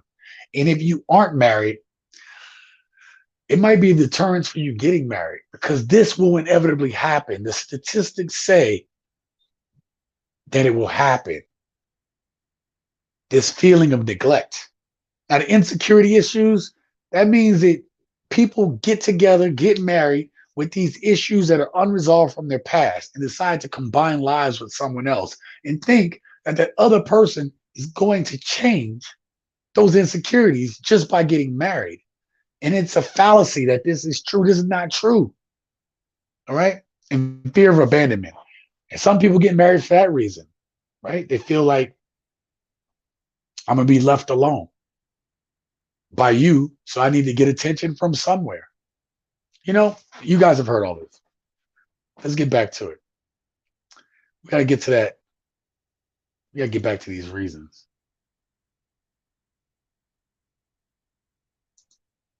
Okay. So, feeling neglected, insecurity issues, or fear of abandonment. Again, we're going to talk about that. Now, the number one issue. Now, this is where my point being tonight, one of my main points. This right here, this is the number one issue that 75% of these couples reported. Let me hit the play button because I think there's a... So lack of commitment was number one. Even though some would say that the marriage's ultimate commitment, 75% of people surveyed said a lack of commitment played a part in the demise of their marriage. I realized it was the lack of commitment on my part because I didn't really feel romantic towards him. I always had felt more still like he was a friend to me, explained one participant. We know by reading this that this participant was a woman. If we're talking about heterosexual couples, which this thing is talking about, I realized it was a lack of commitment on my part because I didn't feel romantic towards him. This is happening all the time, you guys. This is happening all the time. So there you are as a man. You're going and you're trying to put in the work out there on the job. You believe in the axiom, happy wife, happy life. Happy life, happy wife. Actually, it's the other way. Happy wife, happy life. You guys have bought into it. I bought into it. And at the end of the day, you absolutely realize that for all the time you put in at work, for the house you bought, for the cars, making sure that the kids are dressed nice, going to good schools, that no matter what you did, the woman may realize that she's just losing feeling for you, that she's not as committed as she thought. Now, gents, I'm about to put it on you guys too. Some of the reasons that we find ourselves in failed marriages is because we do not clearly communicate to our women the vision that we have prior to getting married. This vision needs to be relayed to your woman prior to getting married. This is where I want a family, I want a wife, I want these things. This is where I want us to go. This is my plan to get us there. We do not clearly lay out the vision. And then for ladies, they have men that do have visions. And I've experienced this too, where you say, this is what we're doing. And some of you ladies will sabotage that man's vision that he laid out for you in the beginning over your own selfish feelings, needs, and wants. Am I speaking? Anybody hear me on this? Anybody feel what I'm saying on this? Let me know. But I want to hit up on something real quick before I read these chats. She said, I realized it was a lack of commitment on my part because I didn't really feel romantic towards him. I always felt more still like he was a friend to me. This kind of sounds to me like a woman who was approaching the wall. Options were starting to dry up. Those options weren't happening the exact same way as they used to when she was younger. And so, what did she do when it was time to get married? She had to settle now. She ended up settling for someone that was nice, was kind, seems like a good dude, but this ain't the dude that she wanted. This ain't the Alpha, the Chad. This ain't the Tyrone. This ain't the Pookie, ain't the Ray Ray that she wants to really lay with. This was the beta dude. This was the dude that was lying in the cut. One of those friends that's sitting there waiting for his chance. I have a video on that. Make sure you go check that out here on the Sensational Channel. All right. So that's what it sounds like to me. And this story is more common than you might know. This is a common story in a lot of marriages for people that have settled that wall. The wall cometh and the wall smacketh. And sometimes these women have to just take what they can get. And it's a hard reality. So who do you take? The nicest person that's been around. You think, yeah, I didn't see you before, but I see you now. I didn't appreciate you before, but I appreciate you now. Maybe you didn't look that good, but now that my options are running out, you know what? You look kind of cute. Again, think back to the dude in the video earlier. Is that a dude that you think these modern women are going to just run up there for? Is that dude the Chad or the Tyrone?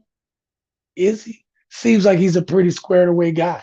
Some of you guys might have been considered, nerds or squares, or maybe you just fit in between and whatever. And then you came into your own through pain, hardship, or whatever, and you're in your own.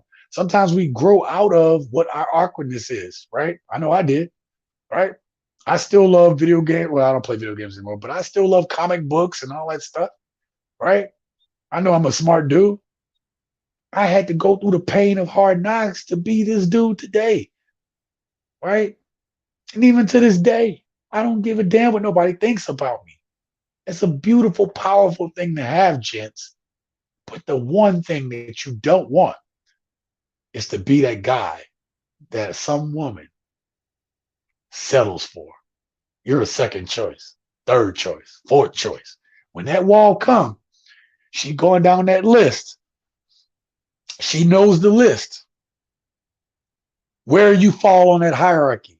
Are you the dude that's going to say yes after she had 3 or 4 whatevers? How many of you guys have seen these weddings where the woman, like, she got to tell the ex at the wedding, like, I just wanted you to know I always loved you. This woman about to get married and then tells the dude, one of them dudes there, that I always want you to know how I feel about you. And she's still planting a seed in that dude's ear just in case this don't work out. Man, I don't think y'all hear me today. T-Mac says, letting her family and friends in killed my marriage. It's a whole nother situation there, T-Mac. But it is pertinent to this. Let me tell you how. Lack of commitment. So let's say that you had a plan for your woman. You had a course and direction. She was all on board. But she's been listening to her family and her friends her whole life. She should be listening to the voice of her husband.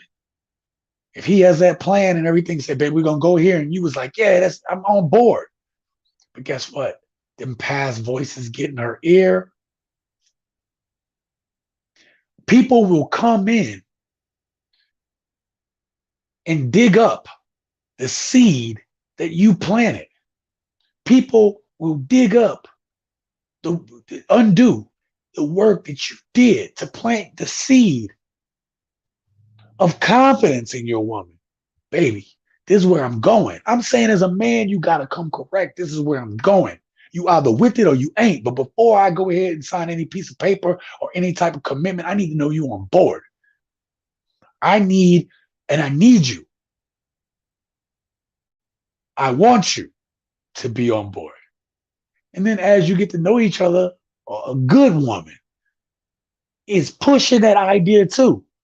When you start to lose your way on your plan and your purpose, a good woman is going to be like, you ain't doing what you're supposed to be doing. A good woman is going to check you. What you doing? You're like, damn, I'm slipping out. Yeah, get your ass up out of this bed. That's a good woman. We don't know what that is anymore. Some of you guys still have it. That's why I said you guys are married. I'm pushing, I'm advocating for you guys. But these streets is cold out here. These streets is cold. It don't care. It's unfeeling. T-Max says facts, bro. Lucy says unrequited feelings have ruined modern women, and in turn, modern wives are taking their feelings to an 80% divorce filings, leading to a 53% overall divorce rate. Absolutely. And that was the analogy I used. Absolutely, Lucis.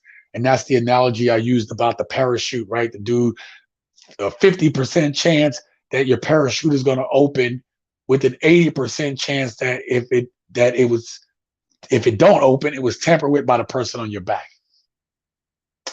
Facts. All right. So, honestly, I don't know what the next part of this video is. I kind of had an idea where I was going. Let's see what's on this video real quick, because I can tell you that I have no clue. Actually, let me get back to, I put the screen back up. So again, lack of commitment is now the number one thing. Lack of commitment. All right. I'm going to fast forward through this. Let's see. Okay. Oh yeah, we get into it. We get into the nitty gritty. I told you guys that this lack of feeling, this commitment, your woman don't want you the same way. Why is it that we used to have fun and everything, and now all of a sudden she's a wet blanket? I don't understand. See, we're going to talk about it right here in a second. Let me let this video play out real quick. If you guys are enjoying this chat, let me know down below. Let me know down below if you guys are getting something from this tonight. I wanted to make sure this was a good topic. I put in some time because I want this to come out pretty good. Okay, so this article from Psychology Today, how sexual desire changes after marriage and why less happiness is a bigger problem than less relations. Okay, now the key points is 2 longitudinal studies reveal an emergent mismatch in sexual desire over the early years of marriage. 5 years into marriage, the average husband's desire is unchanged, but the average wife's desire has decreased. Okay, knowing that this is a common pattern might help couples refrain from blaming themselves and each other or fearing their marriage has problems. So listen, that last part is the most important part. Okay, that last part is the most important part, because before you go ahead and you feel like, why am I not having desire? And so you blame that on the marriage being bad.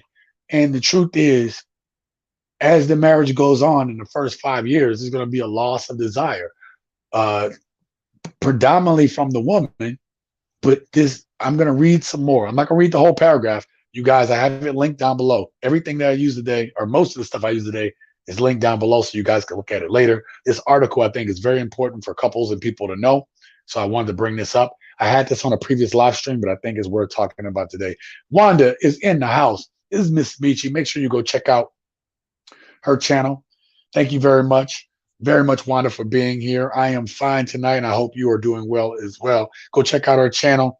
Her channel is a family-oriented channel. This is a woman here that shows you how to take care of your family, and the way they take care of their boys, her and her husband, is very inspirational that we can all learn from. And I will, Wanda, you have my utmost respect, my friend, and I appreciate you. Okay. And but let me get back to this. So again, I'm bringing this article up to let you know that if you thought something was wrong with you and then you started blaming it on the relationship, it may not be you. But it's not to say that this doesn't have to be taken care of. Like I tell my daughter all the time, like I tell my kids, sometimes it's important to know the why. And when you know the why, sometimes we can take action from the why in order to spark and make changes that need to happen. Okay. this is all video form, you guys. So I'm actually like kind of waiting for this to change up. But we're gonna like I have two excerpts, two paragraphs that I'm gonna read from this that I think is very important. Oh, okay. It looked like I gave myself enough time to be able to read all this stuff for you guys. So I can let the video continue to play and read the next two paragraphs. But what I want you guys to know is, again, it may not be you. Women's desire goes down after the 5 years of marriage, within the 5 years of marriage, into the marriage, and men kind of stays the same. One of the questions you guys might have, and I might be able to answer before this paragraph comes up, is, well, what about when you have kids? Doesn't that make desire go down? Nope. That kids part doesn't change the desire. The desire goes down the exact same way from the woman's side. All right. And again, why is this video taking so damn long to get to the second part? There we go. So here it is. We track newlywed couples over the early years of their marriages.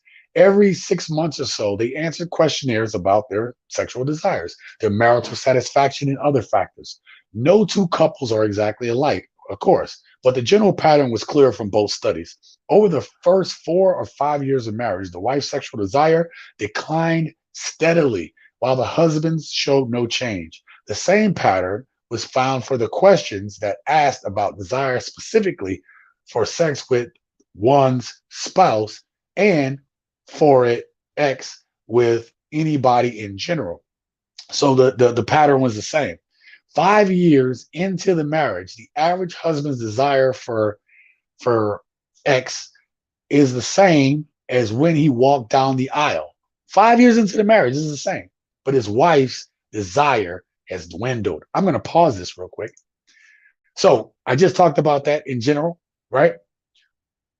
So some of you guys, you may know people that said, I don't know why my desire changed. And people equate that. Let's say the husband is working hard, the going out, you have one of those dynamics, husband's out working and stuff, and then your desire goes down. There are some women that have initiated divorces simply because they thought something is wrong, or they let, or my desire is going down. Then the husband thinks like she don't like me no more, and then it's like a self-perpetuating. It's like a black hole, right? You get sucked down that black hole because you believe that desire going down has something to do with the marriage when it actually might be physiological, right? It has to do with that person's body, that person's overall. It has nothing to do with the marriage. Everything might be fine. So you start feeling like there's no desire. And then as the woman's desire goes down, the man's is going to go down until maybe he feels like, why does she want me? Well, if she don't want me, somebody else will. Or I got to take care of these needs. And as you saw, the number 2 thing was infidelity. So I'm going to read that chat in a little. Let me get to it right now. Oh, my God. The Wilderness says, my desire for my first wife went down as soon as I said I do. Really? I'm interested to know what happened that you felt that it went down. Like, what happened? Did she change? Did something happen? I'm just interested. This thing isn't all inclusive for everyone. It's just saying the general pattern consensus is that the wife's desire will go down in the first 5 years. Okay? So I want you guys to be cognizant of that. I'm going to read the second paragraph. Once more, we found that material satisfaction for both husband and wife deteriorated, or marital satisfaction for both husband and wife deteriorated in step with the wife's loss of desire. So as the wife losing desire and not giving to her man, then the man is starting to lose desire, right?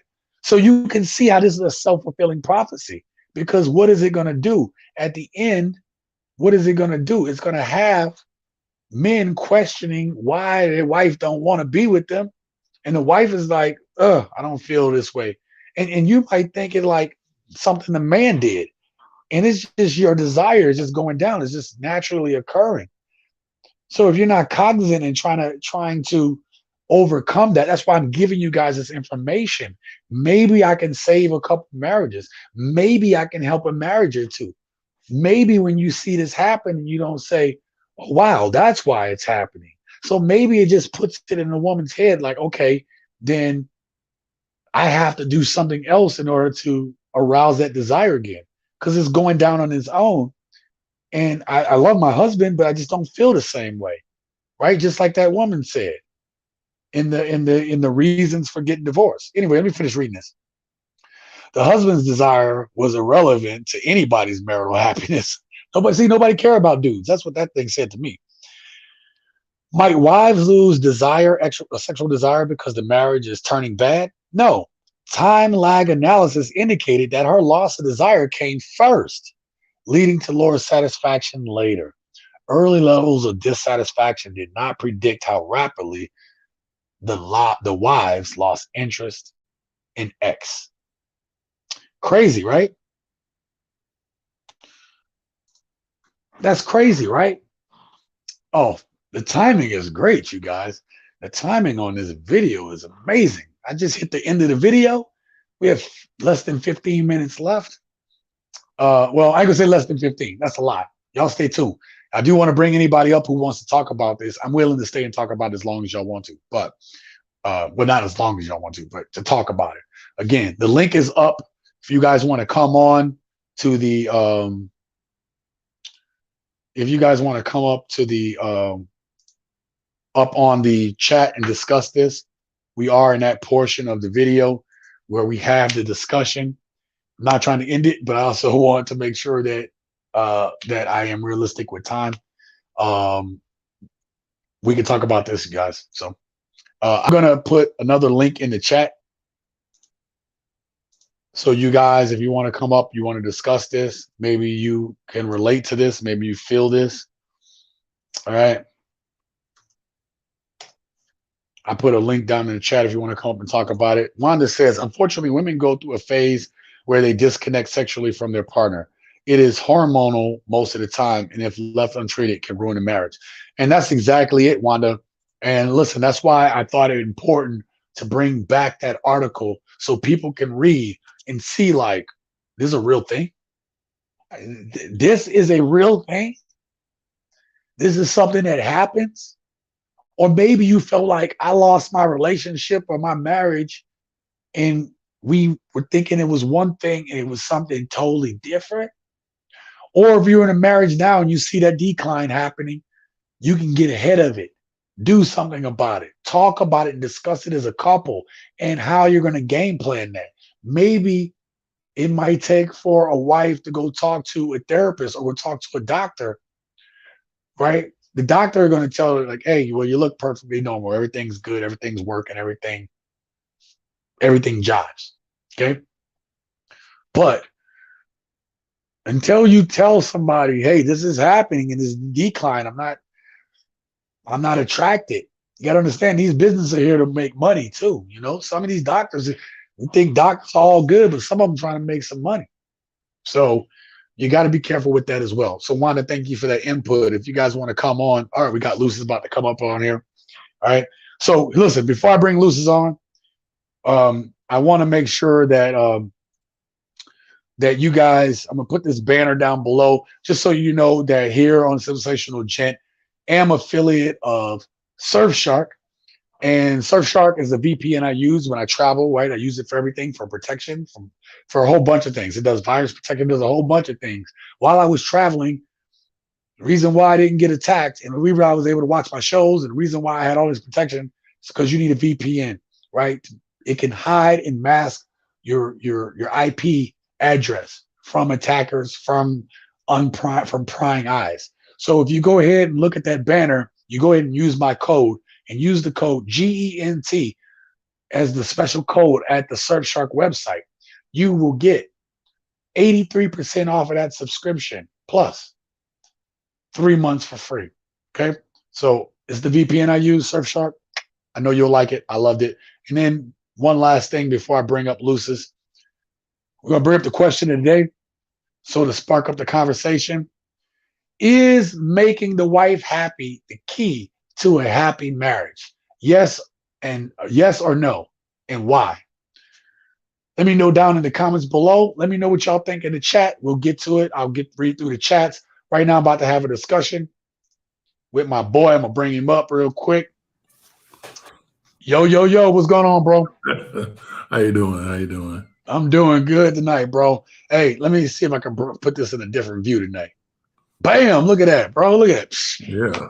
We firing all cylinders tonight, man. Last week we had some issues. You know Yeah, what we I mean? did. I was on the road, so No, the issues weren't on your side. It was me because I keep doing these live streams. I'm traveling from place to place, so my setups are different. okay. You know what I mean? So, your boy trying to make the show look good for everybody. You know what I'm saying? You know what I'm saying? Right.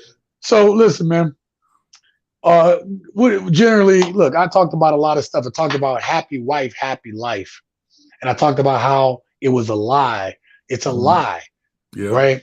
And how it was talked about where it came from, how it was perpetuated, how today that it may not even be pertinent because even when guys try to make their women happy at an 83% clip, they're still saying, see you, Yeah. deuces. What do you think about our topic so far tonight? Well, I'm gonna start with the comment. I'm gonna go in chronological order based. Oh, please go ahead, man. Take your time. I'm just So, going here. Vape. I'm gonna vape a little bit. Let's start with the 25-year-old young man who was basically putting 20 years worth of his life right now in the present. He clearly was a young married, 25. I'm going to agree with you. Probably been married less than 2 years. Yep. And here we have a 25-year-old just been married 2 years trying to do things that a 40 or 45-year-old man would be in position to do, but he's trying to do it at 25 because he actually says something that we really need to consider. Okay. He's trying to make his wife happy. See, man, that's why I love having you up here, bro. He said that. He said that. When anytime you put yourself in position to own somebody else's emotions, you're putting yourself in a bad position. And yeah, absolutely. And men, we've been guilty of that because by design of marketing to women, pandering to women, it's happy wife, happy life. And the truth is, it's never happy wife, happy life, because the things that a man has to do if he's going to put himself in position to make a woman happy, his own happiness and his own well-being goes down, which was what the 25-year-old was admitting to us. Hey, yes. I'm burnt out. I'm trying to do this. Could you older gentlemen give me the key that will unlock me keeping my wife and getting the house and giving her this lifestyle that she wants? And the problem is that Steve and the speaker didn't do anything functional. They basically said, hey, do what we've been told to do over the last 50 years. And that's the functional problem, is that women have really gotten into a position where, truth be told, a lot of women are suffering from they're not marrying the man that they really love, the man that makes their heart flutter, and they're hitting the wall and they're getting into these, which I agree with you, this settlement. They're settling into a marriage or into a relationship. They don't really care for the guy they're settling with because they don't look at that guy as the guy, Right. That person is somewhere else, not with them. And the person in front of them, they don't want to do their duty to. It's a duty to be married. It's a duty to the role, whether the husband or the wife. There's a duty that supersedes emotions. I have to disagree with Miss Amici on one thing. Just because your desire goes down does not mean the husband gets punished. If there's a functional need, physicality, you're going to have to do your duty. You're going to have to put yourself in position for him to be satisfied. Because if you don't, and he's left on going, well, you're not touching me. We're not having sex anymore. I get it. You don't think I'm the dude. You Yeah. I don't get you wet. I get it. But the truth is that means you go in the bathroom, handle your business, get yourself set up, and then you come and satisfy your husband, because what's the alternative? He's going to start searching elsewhere. Yeah. And we sit here and we go, well, that's being insensitive to his wife. Well, where's the sensitivity for the husband? Hold on, let me stop you real quick. That is something that, and I think you and I kind of hit on this when we talk about it, and I think we've talked about it before, but no one cares about how we feel about it. Like, Right. if a man goes ahead and say some of the stuff you just said about, hey, as your duty, you service your man, that can be seen as genistic. Well, they call it the M word for sure. Yeah. Thank you, because we ain't trying to get myself this monetization block again, brother. No. I know. I'm making jokes about it. But that's the truth, because anytime we talk about a man's need right now, it is not considered. Nobody's considering it. We don't care that more men delete themselves. We don't care that the family court system railroads men. We don't care about any of that. It's one of those things where you tell men constantly, suck it up, suck it up, deal with it. And then more gets piled on. And even when we have situations that are outright disrespectful, it's still the man's fault. And it's funny like that. Let me get to this comment real quick. That's not what I get from what she's saying. Building Ace legacy. First of all, thank you for being here. Let me tell you, I kind of slightly agree. What I got from what Wanda was saying, I don't think she was saying that because she loses a desire, that's an excuse for not fulfilling her role. I think she was just saying, hey, it's hormonal. Why it's happening. It was hormonal. I totally understood exactly what she said. But Okay. I'm saying, on the flip side, you do have a husband who is doing his part. So whether you're going through something hormonal or not, let's understand, hormones is just that, hormones. It doesn't mean that you can't do something. It just means that the fluffy feelies that women like to utilize is not there. Yeah. Let me get to this comment. But that would be the same thing if we go to the protection and provide part. Do men always want to protect and provide? Hell no. Do we not have off days? Do we not have off days too? Yeah. But we still are expected to come through. Why? Because it's called duty. Marriage is not this whole happiness fantasy world that we've been told. We've been sold on marriage being this whole just a field of lilies. Yeah, and of course through the rom-coms, through all the cartoons, always from the cartoons to the TV shows, to the rom-coms, that it's happy every day. It's not. It's a sense of duty and purpose. We always talk about purpose on this channel, but we also have to talk about the purpose that each person has to the responsibility of that family and that marriage, right? The duties and responsibilities there. Let me get to Wanda's comment real quick. Sorry, hold your thought.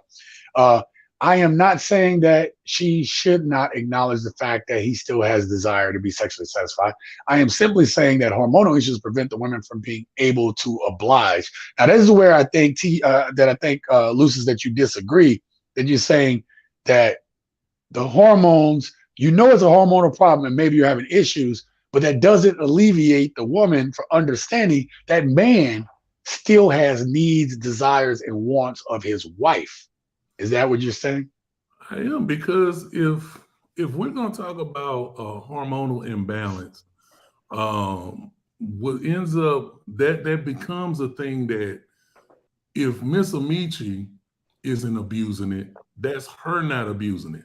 But we do have to understand we live in the United States of America, and women are using all kind of excuses not to fulfill their part of a relationship.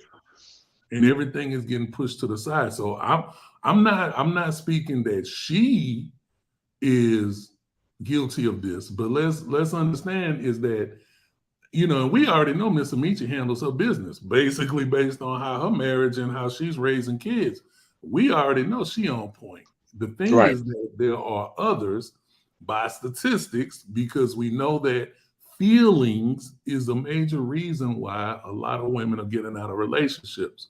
It's their feelings talking, because Yeah. they got into a relationship or a marriage. Really, let's focus on not just a relationship, but they got all the way to the point where they said, I do.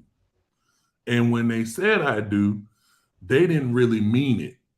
They only Yeah. meant it from what it provided them. But we keep saying the same thing. Who is the invisible person in the marriage? The husband, especially when kids come along. Because the truth is, desire does go down for women because that's how they're built.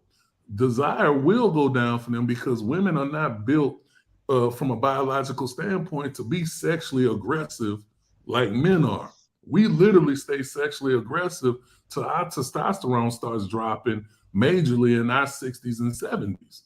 Mhm. But women's hormonal aspect of sexuality starts dipping in their 40s, and by the time they hit menopause, it's a little different for them. So Yeah. we are biologically different. But the thing is that in the fact that we stay desirable, not that we stay desirable, the fact that we desire our wives becomes a big thing when you're not getting any attention, and everything you about becomes second or third or fourth nature. And that's the problem, because we all know that men, we don't actively express ourselves the same way as women do, because Right. we do know women are emotionally charged. They do things through communication, verbal communication. As men, we are more logical when it comes to communication, meaning we're going to do whatever's necessary to keep the peace. That's why you have that happy wife, happy life is normally a man trying to keep the peace. Trying to keep the peace. Let me bring this comment up real quick. Building Ace Legacy says the Bible says not to sin. Sex is huge for men. That's why men can go anywhere. I don't fully understand that. To say, I understand it says don't sin, but then if that's the case, the whole purpose, if we go by the Bible in that case, because I know my word too here, but if we talk about that, the whole reason to take care, duty to your husband is so he doesn't go outside the marriage and sin, right? That's the way I understand the word. Well, the functionality is, when in a biblical sense, is because there is a caveat. There is a When we caveat. talk about sex in the Bible, there's a caveat. The caveat has always been that men have been afforded. You can go to the Old Testament as well as New Testament and find instances where men had concubines. Yes. But the concubines were for legacy purpose, meaning children. Mhm. And and what that gentleman just said, Ace just said, is a huge functional problem, because That might be a lady. okay, I'm sorry. Building Ace Legacy.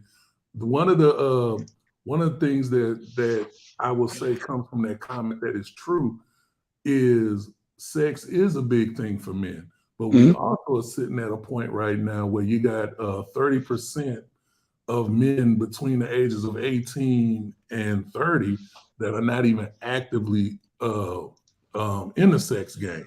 No, not Remember, even. they're virgins. So, so I do agree, because you're going to have issues, because when you have removed sex from the component of a man, that is something that we used to look forward to. This current generation, I'll say the current two generations that are operating the youthful aspect, is that because sex is no longer the most primary thing to men, women are suffering in this society right now, because with such a large group of men checking out of dating and relating, that leaves a lot of women stuck. And Yeah. so, and like I said last week, we're at the point right now in America that we have the largest amount of single women ever. Right. Yeah. So, and the number is only going up because the divorce rate is going up. So not only do you have single women being single, you have married women willfully getting out of marriages at the filing rate that is leading to a higher divorce rate. So, Right. you know, it comes back to the primary function of marriage. Like, if you're asking a guy, why should he get married? And you look at the numbers, that's why I do like your analogy. If I'm jumping out of a plane and I have a 53% chance that my parachute is not opening, Yeah. and I gotta rely on the person that packed my parachute. And pack the parachute. There's an 80% chance they didn't do it right, or they tampered with it. 80% chance that they neglected checking checking the list. I find it hard to do so. Let me get to this comment real quick. T-Mac says society caters to women. Men are left out, second-class citizens. We talk about this all the time, that we talked about it from men control all men are third, because the kids, right? So the kids so are second class. Control alt delete themselves. Men are homeless more. Men have all these issues that you don't hear it talked about except here in the manosphere in a clip that women's issues get talked about out in normal society, right? That's why we have these type of channels. Wanda says you guys will never understand what happens emotionally and physically with a woman. You're right about that. We don't.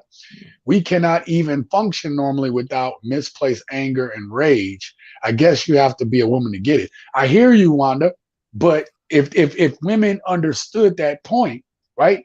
You as a woman understand that to be able to tell us that. We won't understand that. Okay, I totally agree with that statement. However, that's why I said earlier, if you heard me, I said it's important to know the why.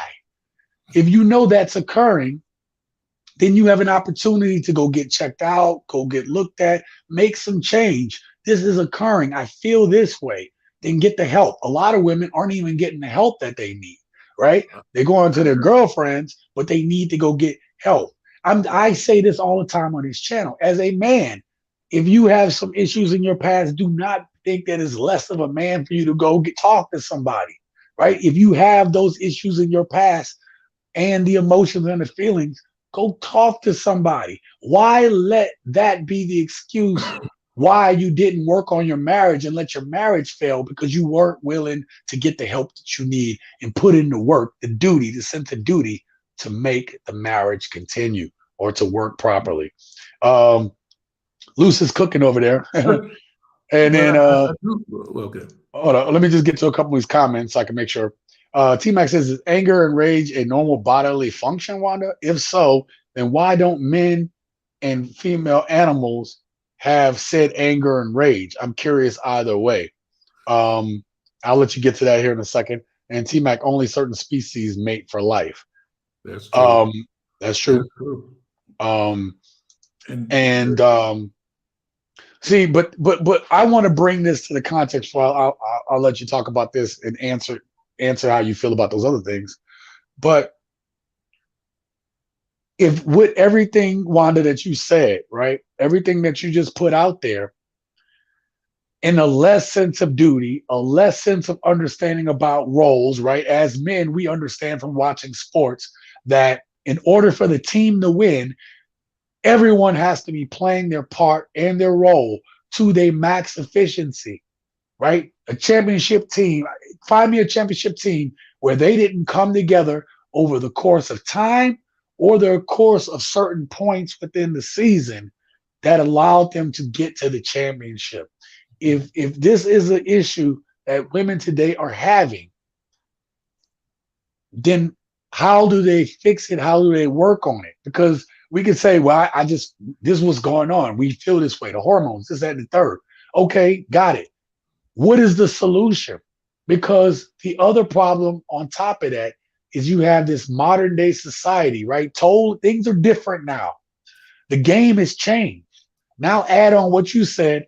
Why should any man get into that contract, get into a marriage, get into a long-term relationship if that is what's going on with women today? You know what I mean? Like why should I now? Now that you just said that, we don't understand it. Okay, we don't understand it. But how do we fix it? How do women fix that? Do women even today care to fix it? I don't think they do. What do you think about that? I'm not trying to be snarky, Mr. Michi, so don't take it that way.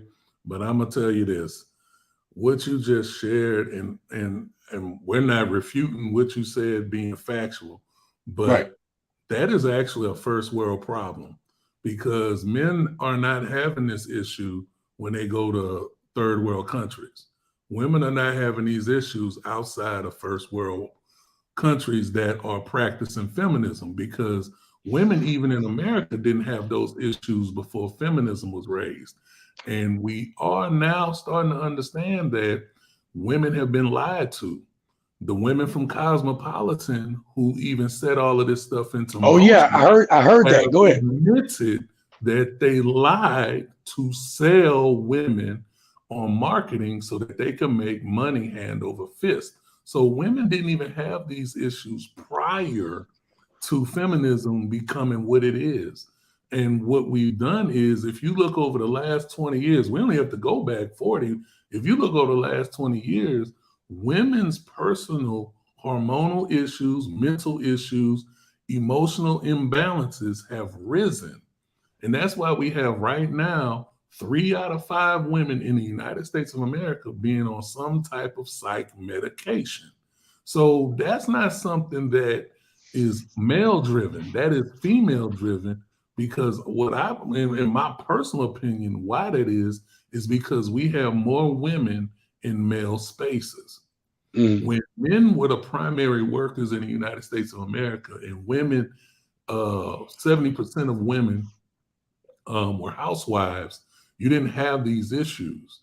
But now that we have 73% of women working and only 20% or so of women being housewives, we having way more issues. And it's compounded because you said it, TSG, earlier when you mentioned that breaking up certain homes in which you now have two people working increase the revenue for the United States.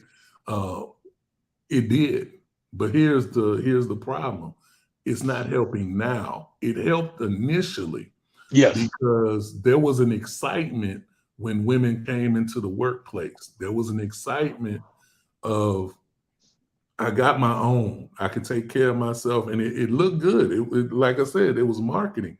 They geared all of this stuff and made it look wonderful. Remember that movie? Remember the movie back in the day, 9 to 5? It was like a big 9 to 5. Yes. Yeah, it was like a big. Okay, we got women in the workplace, and this is how they're gonna fit in. And it was huge. It was made to make women think that they belonged. And I'm not gonna say some women, because there's always outliers. There are women who earn a place in the room, and they want to be in a room, and they want the stress and the power. Absolutely. But what are we seeing now is we're starting to see women hand over fist say, I don't want to do this anymore. I don't want to. I don't.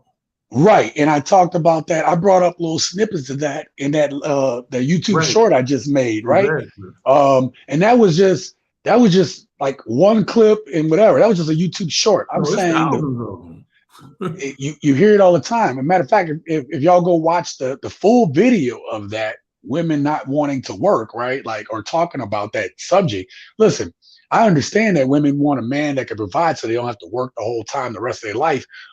A good man is willing to put that on his shoulders, right? Like I said, that young man even knew that, hey, man, I want my wife not to have to work, but we can't afford it in today's society.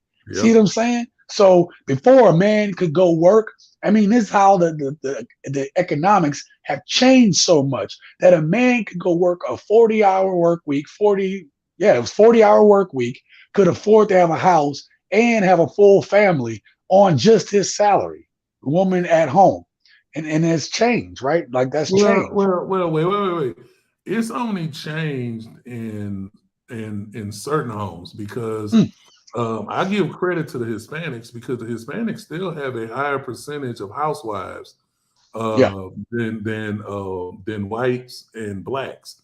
So Hispanics are able to do it, but I'm gonna tell you what the major caveat for them being successful in doing that. They live at a lower lifestyle. The issue we're having now is women have been in the workplace so long, they want the lifestyle. Everything's a lifestyle. And just like that, the 25-year-old, his wife wants a lifestyle that they cannot afford. Now, if she was willing to downgrade their lifestyle, she could stay at home because she does have a husband that's willing to say, hey, go ahead and quit your job. But think about that in today's culture. How many men are saying that are in position to say that? Because we've created this situation where we talked about the 80-20 rule, where you got 80% of the women chasing 20% of the men. Well, that doesn't bode well for the 80% of men who are left with 20% of the women. So, No, you're right. Let me bring up this comment from Wanda. She says, when I went through those issues in the past, I took my hubby with me to the GYN. She explained to him as well as what I was experiencing. We worked together and found what worked for us. All is 100% now. But Wanda, let me keep that up on the screen just for 1 second, so you guys can read that.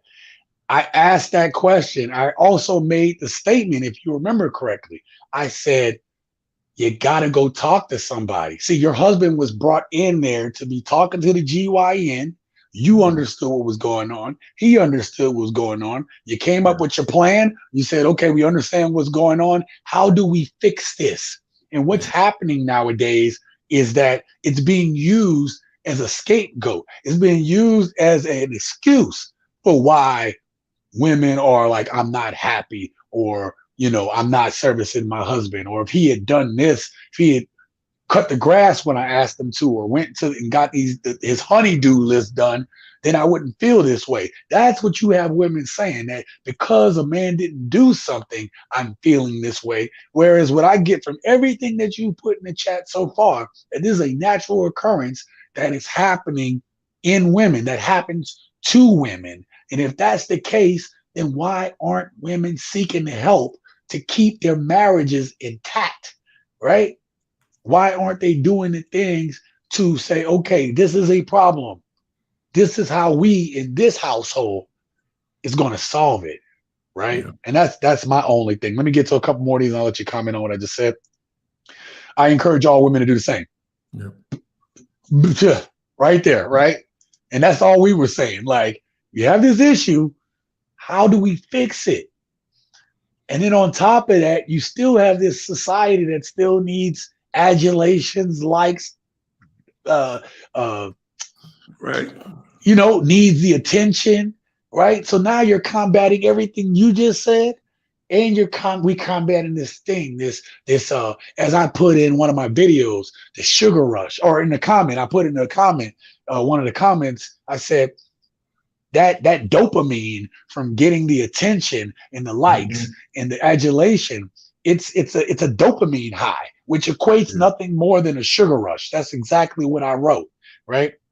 And then I don't want to forget Building Ace Slinger says team, right? We talked about that, communication, and that's what we're saying. How do we get to a solution? People are just giving up.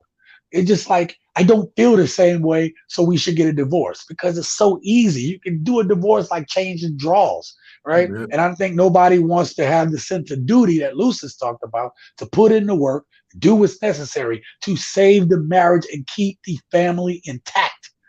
And that's what we're talking about, right? T-Mac says men are not afforded any excuses when they come up short being a man, though. It's cutthroat out here for both men and women. Only thing is that women have societal provisions, and that is also something, right? Preach, Lucis, there is more empathy for women now than any other time in history, and women are still not happy, bro. But again, you're right. But why is that happening? I'm bringing it back to, we have this thing for the last 20 years. You talk about 40 years, you're right. You can look back 40, and you said you almost 40 and slip. You say you can go back down for 20 years, and you can start to see where the changes were starting to occur. And Yep. the only thing we can link this to is the onset and the prevalence of social media today. I mean, like, yeah, most definitely. and then last one, feminism has radicalized women to the point that the entire nation is affected. Yeah, and I mean, like, listen. Well, of course it is. Of course it is. That was the point. That was the point. The point of feminism was to destabilize the society, and they actually have, to a certain degree, been successful in doing so. This is the thing. This is probably one of the best things that when this is researched and looked at 20, 40, 50 years from now, one of the things that is undeniable is that women have a choice. There was a perception that women didn't have a choice prior to the 60s. That was actually a lie. That women have always been successful. Like you can go back to 200, 300 years. You can go back to the Wild Wild West and find very successful female-led ranches, farms, businesses. They had businesses, yeah. Nobody through the history of America has ever stopped women from succeeding. What has happened was it was about money. If we could get more women to be active, we would make more money. In the United States, for every dollar spent, 70 cents is a woman. That says a lot, because prior to that, when it was one income homes, women probably were curtailed. Why? Because you had a husband saying, no, we're not going to utilize the money like that. But one of the biggest things that we even know in the Black community is when women make money, it's you can't tell me anything. You're not going to tell me what to do. It's Right. my money. It's my money. And that mindset, when we go from the 60s to now, has been a situation where we have a lot of women with debt. I mean, even though the Black women are the smallest female population in America, they actually have the highest debt in America. And I'm glad I said that, because I wanted to tell you something, TSG. Well, you said, hey, it's cool that these, women getting their education and stuff. I want to correct that. I don't think this is my opinion. I don't think it's cool that women are getting education, because one of the things that's happening is they're getting a lot of useless degrees. They're getting Okay, I what's funny? Sorry, I'm gonna cut you off. When I said that, I agree with the educational part, but it's the useless degrees that when they get out, it don't equate to that higher paying, not for everyone. Let me not say education. I don't mind. I'm not hating women getting education. Yeah. And I didn't think you did. The useless degree part. Yes. To the amount of debt that they have is my issue. Right. And Kevin Samuels would bring that up on the table. He would ask, like, okay, you got a degree. All right, cool, whatever, right? But he's like, what's your degree in? Notice he always asks that question. What's the degree in? It's communications, like, or it's the liberal arts. The liberal arts is, and the humanities. The humanities and liberal arts are gimmicks, because these are degrees that you're paying a university to literally get a piece of paper for something that a library could give you that same information. The universities are really set up to be loan sharks. That's really what we're looking at. Yeah, they are. Loan sharks. They're purposely looking at underserved communities, and they're saying, hey, education is the way to go. And then you get your education, then you come out here and somebody goes, well, what is your degree in? Oh, it's communication. Oh, it's psychology. It's sociology. Oh, okay. And then when you look at what your pay rate is, you're going, oh, I went to school to get a job that's going to pay me $15 an hour. Right. You're not even So salary. let me bring this up. Ace Legacy says, when you get married for the right reasons, all things can be worked out. All women are not the same. Likewise, all men are not the same. When we talk about here, we're talking about generalizations here based on what we see in societal, right? The data that's out right now. I will say that I agree that getting married, I think people think they're getting, here's the thing. I agree with getting married for the right reasons. But I think that when people get married, they think they're getting married for the right reasons. I think the biggest thing is go back to that team thing, communication that you talked about, right? There has to be a plan laid out before you get married, because it's like if you were gonna, like, when you're building your business, this is a business for me, right? I'm building it slowly, but it is a business. At some point, as this channel grows and the business aspect of it grows, I am going to have to come back to the table at some point, and I'm going to have to reevaluate what I'm doing from a business perspective, not just putting out content that's entertaining. I'm going to have to look at it from a business standpoint. And there are certain decisions that I'm going to have to make based on what's good for the business, not just what I feel, right? I'm going to have to do it from a standpoint of what's going to keep the business intact. And sometimes those decisions are hard decisions. But when you're talking about trying to build a legacy, leave something behind, keep the family structure intact, and in my case, what I really want to do, and we should all be thinking this way, leaving a legacy behind for the next generation to put them in a better position, then you have to say, what is the plan? And that's why on this channel all the time, if you're new to the channel, make sure you guys hit the like button. But we always talk about in this channel about self-improvement for men and women and being on your purpose. A man has to be on his purpose. And that is something that before a man gets married and before any couple comes together, you got to talk about what's the plan? Where do we see ourselves? Where do we see it? If you were starting a business, like, where do we see this business in the future? Or even if you don't know exactly where you want to go, every time you hit the next rung, like I got friends that are business owners, small business owners, and they've had to make those adjustments. Okay, the business just took an uptick. How do I propel the business to the next level? And they've had to make hard decisions. And those decisions usually take some sacrifice, time, and work.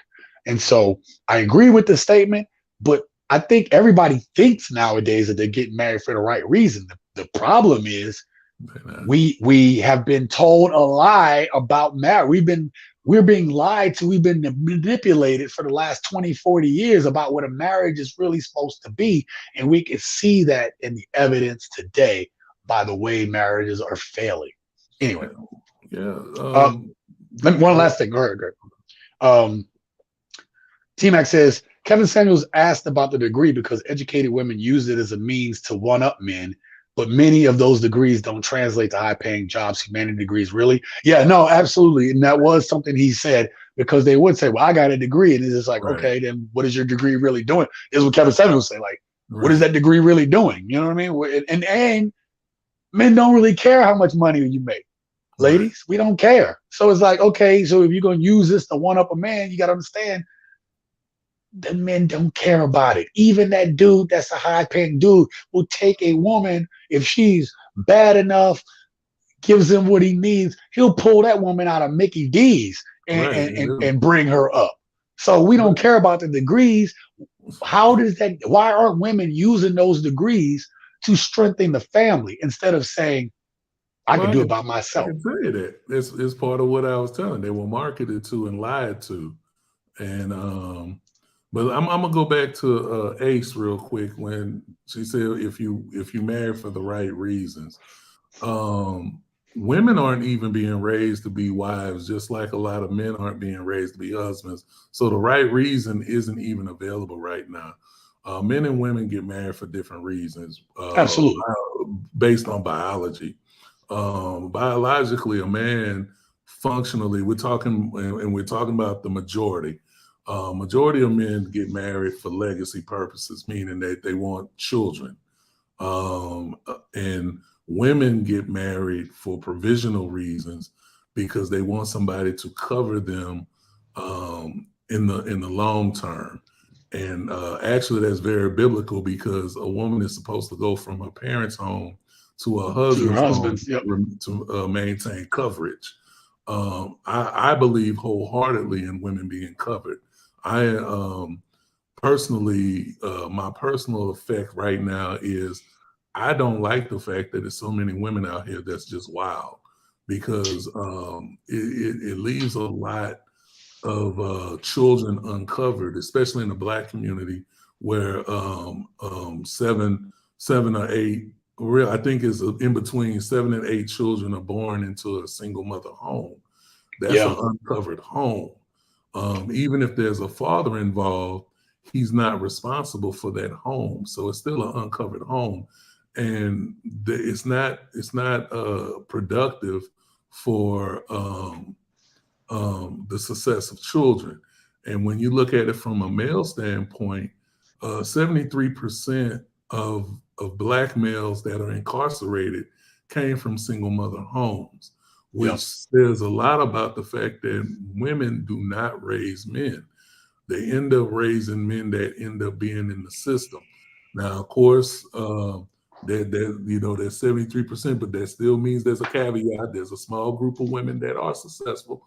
I'm not knocking them, but we're all talking big picture.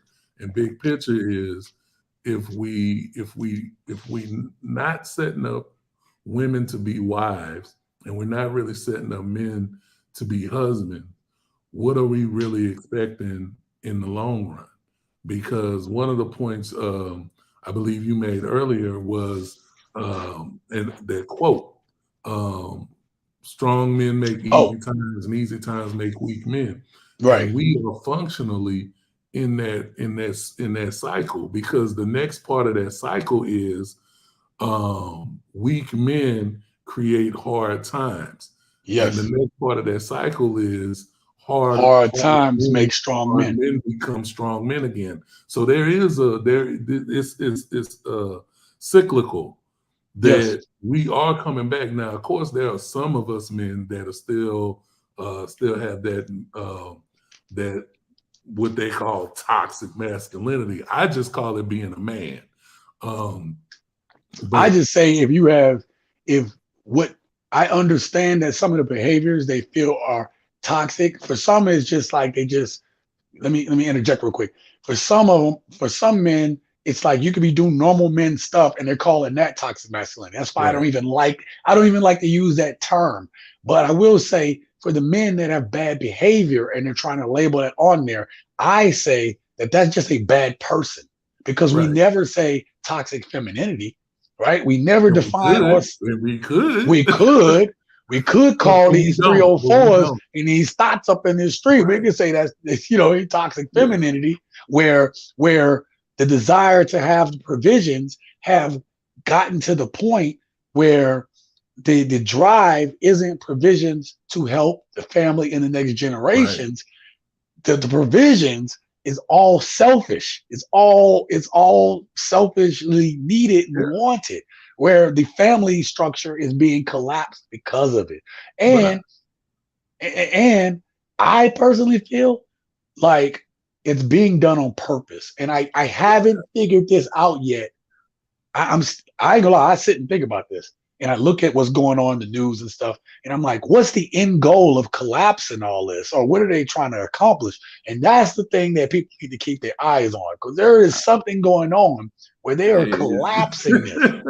Look, it's real simple. It's real simple.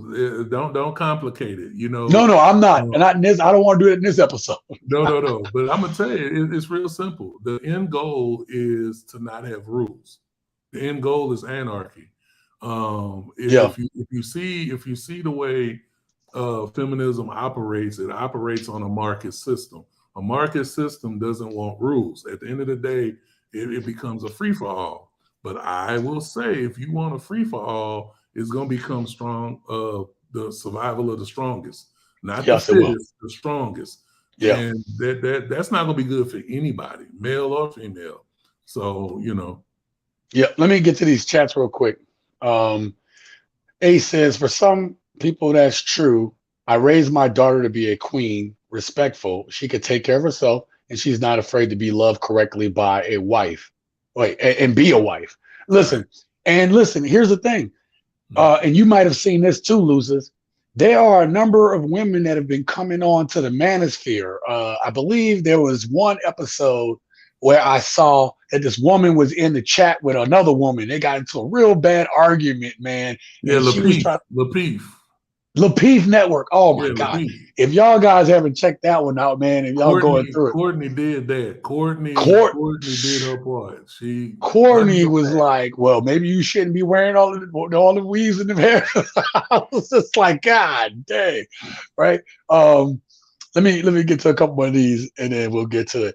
T-Mac says society encourages single motherhood, which in turn creates dysfunctional adults.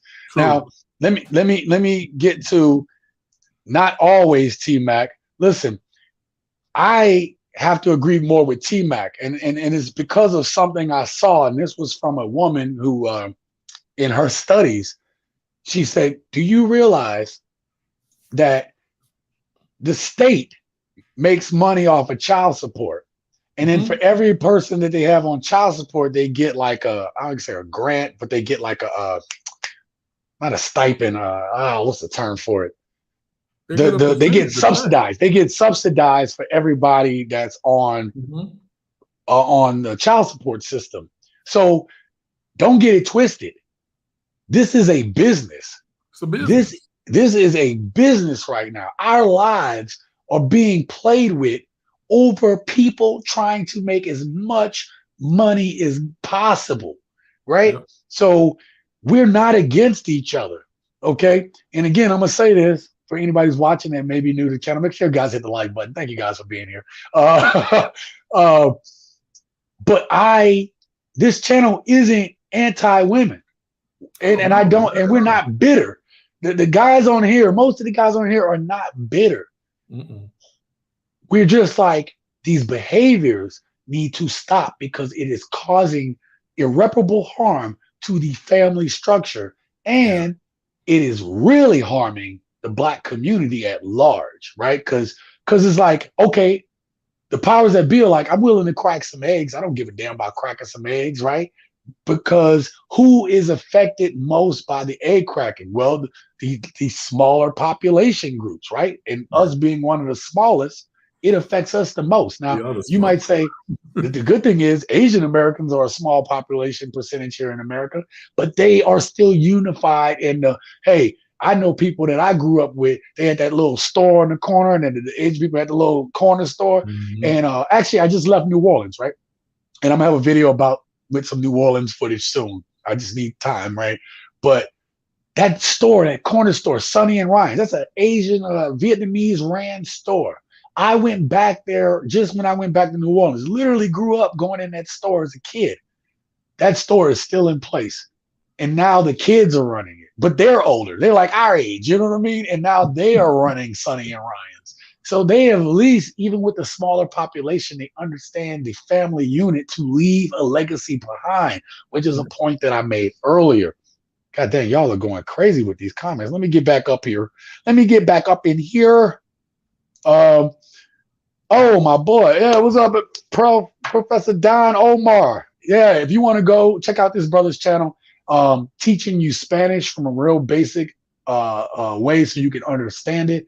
And I'm telling you right now, if you haven't learned, go watch my last video, 10 tips in 10 minutes. And one of the things I talked about, one of the tips I said is that it will completely change your time to at least invest in the basics of Spanish before you go to one of these other countries. Thank you for being here, and thank you for supporting the channel. He said, what's good, Station Jim? Peace to the chat, esta noche. This night, tonight. All right. Wanda says, I agree, T-Mac. Absent fathers encourages single motherhood. Oh, now, Miss Amici. Yeah. Wait a minute. Yeah, hold that thought, because I know where that's going. Go a second. Ooh. Bruce says it has always been division, divide and conquer amongst the Black person in America. Absolutely, it has been. It has been a divide and conquer. And I believe Luce is going to come here off the top rope about that, because it is part of that divide and conquer strategy. Yes. Are there some men that are not doing what they're supposed to do? Yes. But the system has been built in such a way that it perpetuates it to continue to happen. Everything that we talked about earlier and I'll let Lucis get into that one. You know where I was going, bro. I'm sorry. The Great Reset. Bruce said, let's go. Ace says, misinformed. T-Max says, ever wonder why so many fathers absent, Wanda? How come this is not discussed? Just blame the fathers only. A lot of them are irresponsible. Wow. Okay. Okay. Yeah. Now see. All right. Hold up. I'll let them do the discussion. Go ahead, bro. Jump on that one. Wait a minute. Okay. I don't even know what's going on right now. Okay. Well, I'm gonna make this family court comment, then I'm gonna come for that. Yep. Go ahead. The family court system is incredibly dirty. And if women understood when they put a person on child support, what that really meant. In child support cases, the money that's taken from the father goes, the judge gets a part of it, the county gets a part of it, the state gets a part of it, the Fed gets a part of it, which means let's just for simple mathematics, let's just say a father is paying $1,000 a month in child support. Once it goes through the she may end up with $300, $400 out of the fact that they took $1,000 out of his paycheck, which means that it probably would have been better for her to work with the father on a payments plan outside of court overall. And that's one of the things that hurts us, is because we play the game of family court and it hurts both parties. The mother doesn't get all the money that she thought she was going to get, and the father's getting a lot of money taken out of his paycheck that's not even really going towards his children. So that's one of those things of dealing with family court that's just kind of difficult.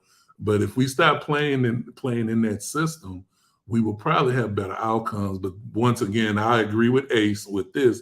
That would mean that we have to have better communication amongst each other. Now, as far as fathers making single mothers and this and that and the other,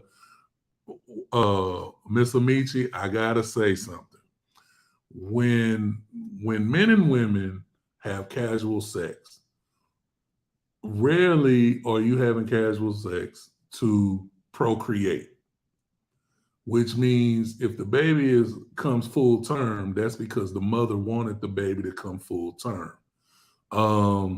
But then when you look at the fact that, as Ace said, men are irresponsible. No, what's irresponsible is having relations with the type of man that is irresponsible.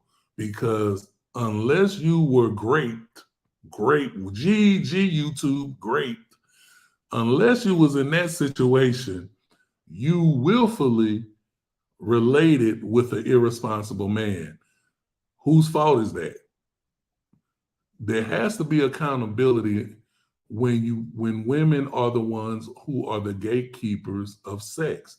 Men have to ask for consent to have sex. It's not something that we're given.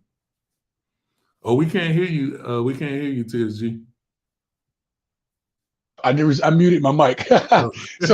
So when we if we don't ask for consent, then it's raping. It's either or. It's neither or. It's either or. So there's no there's been so much put in the news back in the day. Sorry to cut you off, but there's been so much put in. It's like, oh, the men are responsible. Blah, blah, blah. Again, we preach this on this channel. You and I have had this conversation that men have to be aware of who they lay down with. So equally, again, as the gatekeepers of your own hoo-ha, right? Oh, you lay down with today. Remember, I said that in a comment today. I said the responsibility. Men have a responsibility to vet who they mess with, because absolutely. By not doing so, you get yourself caught up. women are in that same boat. But the thing is that women have a different outcome because there is family court that's sitting there waiting for you. And they're sitting there like people that are trying to go to Black Friday. The court system is sitting there talking about open for all these opportunities. Yep. Wanda says women, men both need to understand that they should be able to co-parent, ensure the child's needs are met financially without the courts deciding. And I raised my hand up earlier, Wanda, because that whole scenario that Lucis just pointed, right there, that he just pointed out, that was me. I've been paying. I'm gonna just put it out there. I've been paying child support at least $1,000 a month, for 20 years.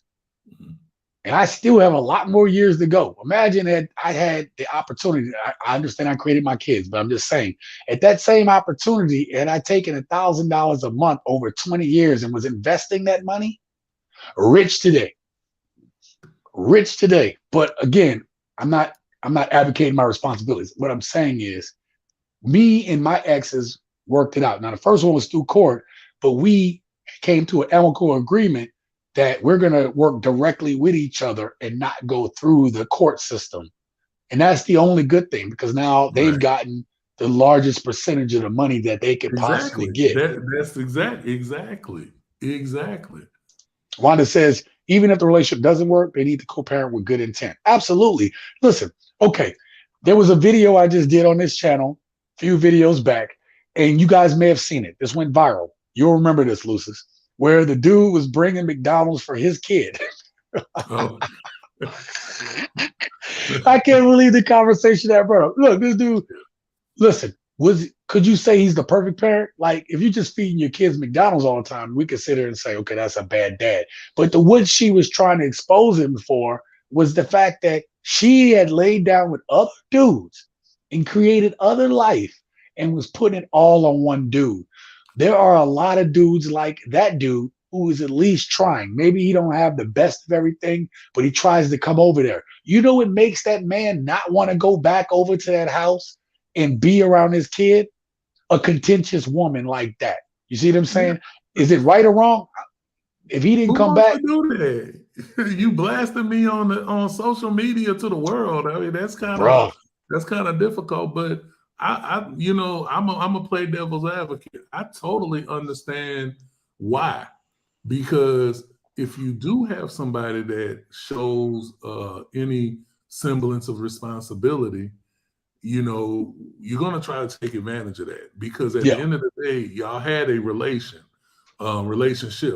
Now, the point that makes it hard is he's the last guy. She had 3 kids by 2 men before he even came into the picture. His kid is the 4th kid, making him the 3rd guy. So he lacked judgment. And seeing that's one of those things, like, that headache he has dealing with her is of his own doing. And we say that all the time. We talk about that all the time. Like, bro, you got that last YouTube short I did. I said, bro, watch who y'all lay with, gents. They got people with agendas, man. Like, we talk about all this stuff on this channel, but it's good to have this conversation. Sorry, I didn't mean to cut you off. Let me get this comment. Anybody asked what the mother's role in the pandemic level of absent fathers? A lot of women are innocent. So we were kind of talking about that. And Lucis talked about having accountability. We all have to have accountability for our actions, right? The problem is,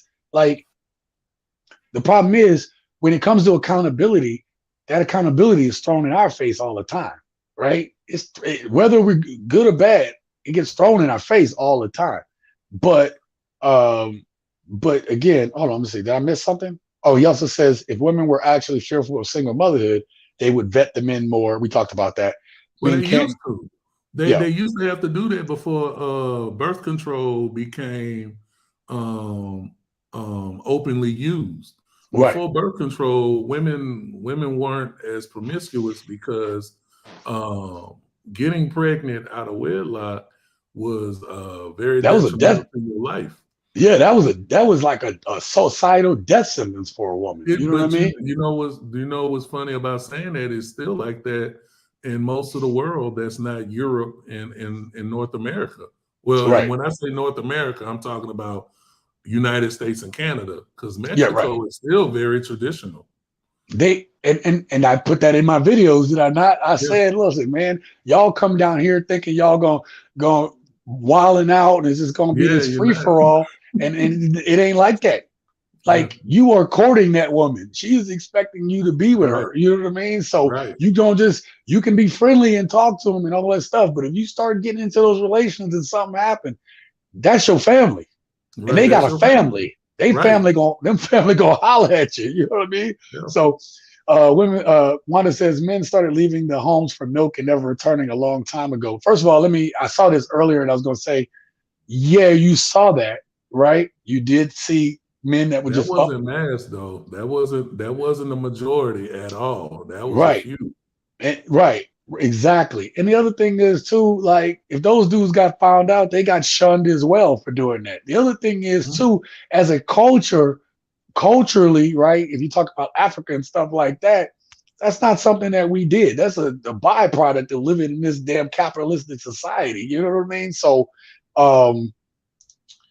men start. Oh, sorry, I didn't read the rest. The behavior started with our ancestors, not just modern day women. Well, brothers did have you had some societies in Africa that had women that would have multiple husbands, but on the flip side, men would have other wives, or they would share their wives. Yeah, to afford right. them though. Can afford them, and there was a sense of community. So the community had a shared responsibility of making sure those kids came up good. Matter of fact, I'll give you a good example. When I came up, right, when I was a teenager in the 90s,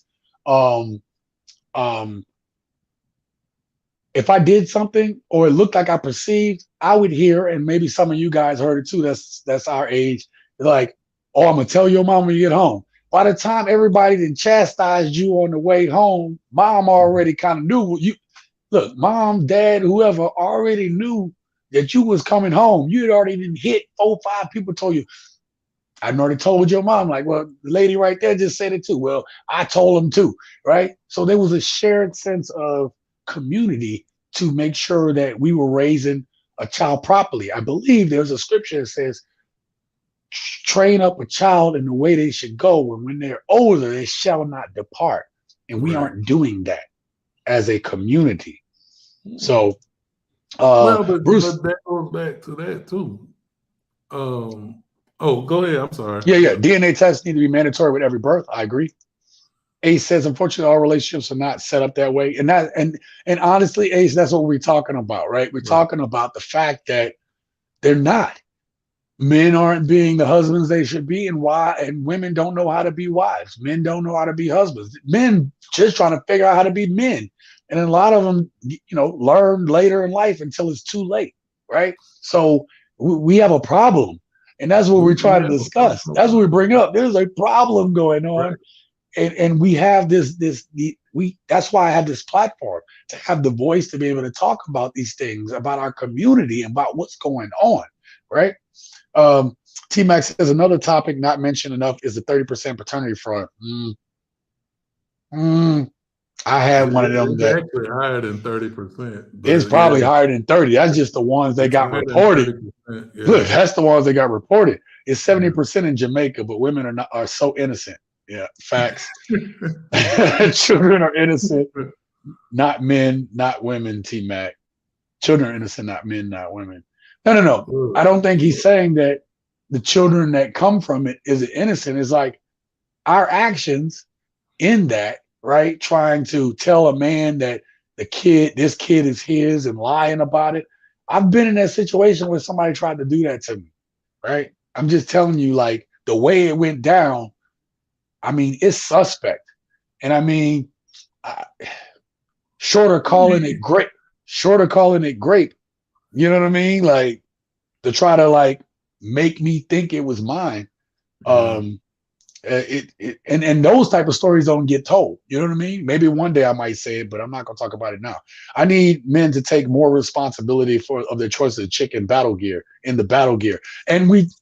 We talk about this. Him and I be talking about this all the time. Yo, we are not absolving men of their responsibility, and we're not absolving them of their accountability. What we're saying is there are a lot. We got to put it. If you want to talk about a buck. A buck is there are a lot of women that will never admit to certain things, even though it's like accountability is a repellent. That's why you see these viral TikToks where it's like, okay, accountability, and the dude does a little spray of something, and the girls go crazy, whatever. It's just like, but again, I want to make one point. Go ahead, bro. Because I want to be fair to any of the women. Yeah, absolutely. Right now, men have been crapped on for the last 50 years straight. We could do no right. We was doing wrong. Everything was men's faults, 100%. And even though now they're looking at the data, they're starting to review court cases and all of this stuff, and they're starting to find out that a lot of stuff that was shared or put out there via talk shows was lies. It was propagated lies to make women feel better so that they can market to women. So women have been marketed with lies, not truths at all, just a lot of lies to get women to get in a soft spot and make them more consumers. Now, the thing is that to be kind of funny about it, had it not been for Kevin Samuel's show, we wouldn't even know what discussing women's irresponsibility and lack of accountability would look like, because we never had it before. Because anybody that ever tried to speak about it got silenced. There was a few men who tried to come out with Sister Shahrazad Ali back in the day. They shut all those men down. So then they ended up shutting Sister Shahrazad Ali down.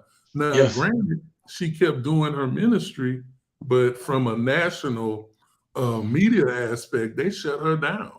They shut her down. You didn't see her on talk shows anymore. The other thing is, one of the things she talked about was women were coming at her for saying. Look who the biggest one was. The biggest one that helped shut her down was Iyanla Vanzant.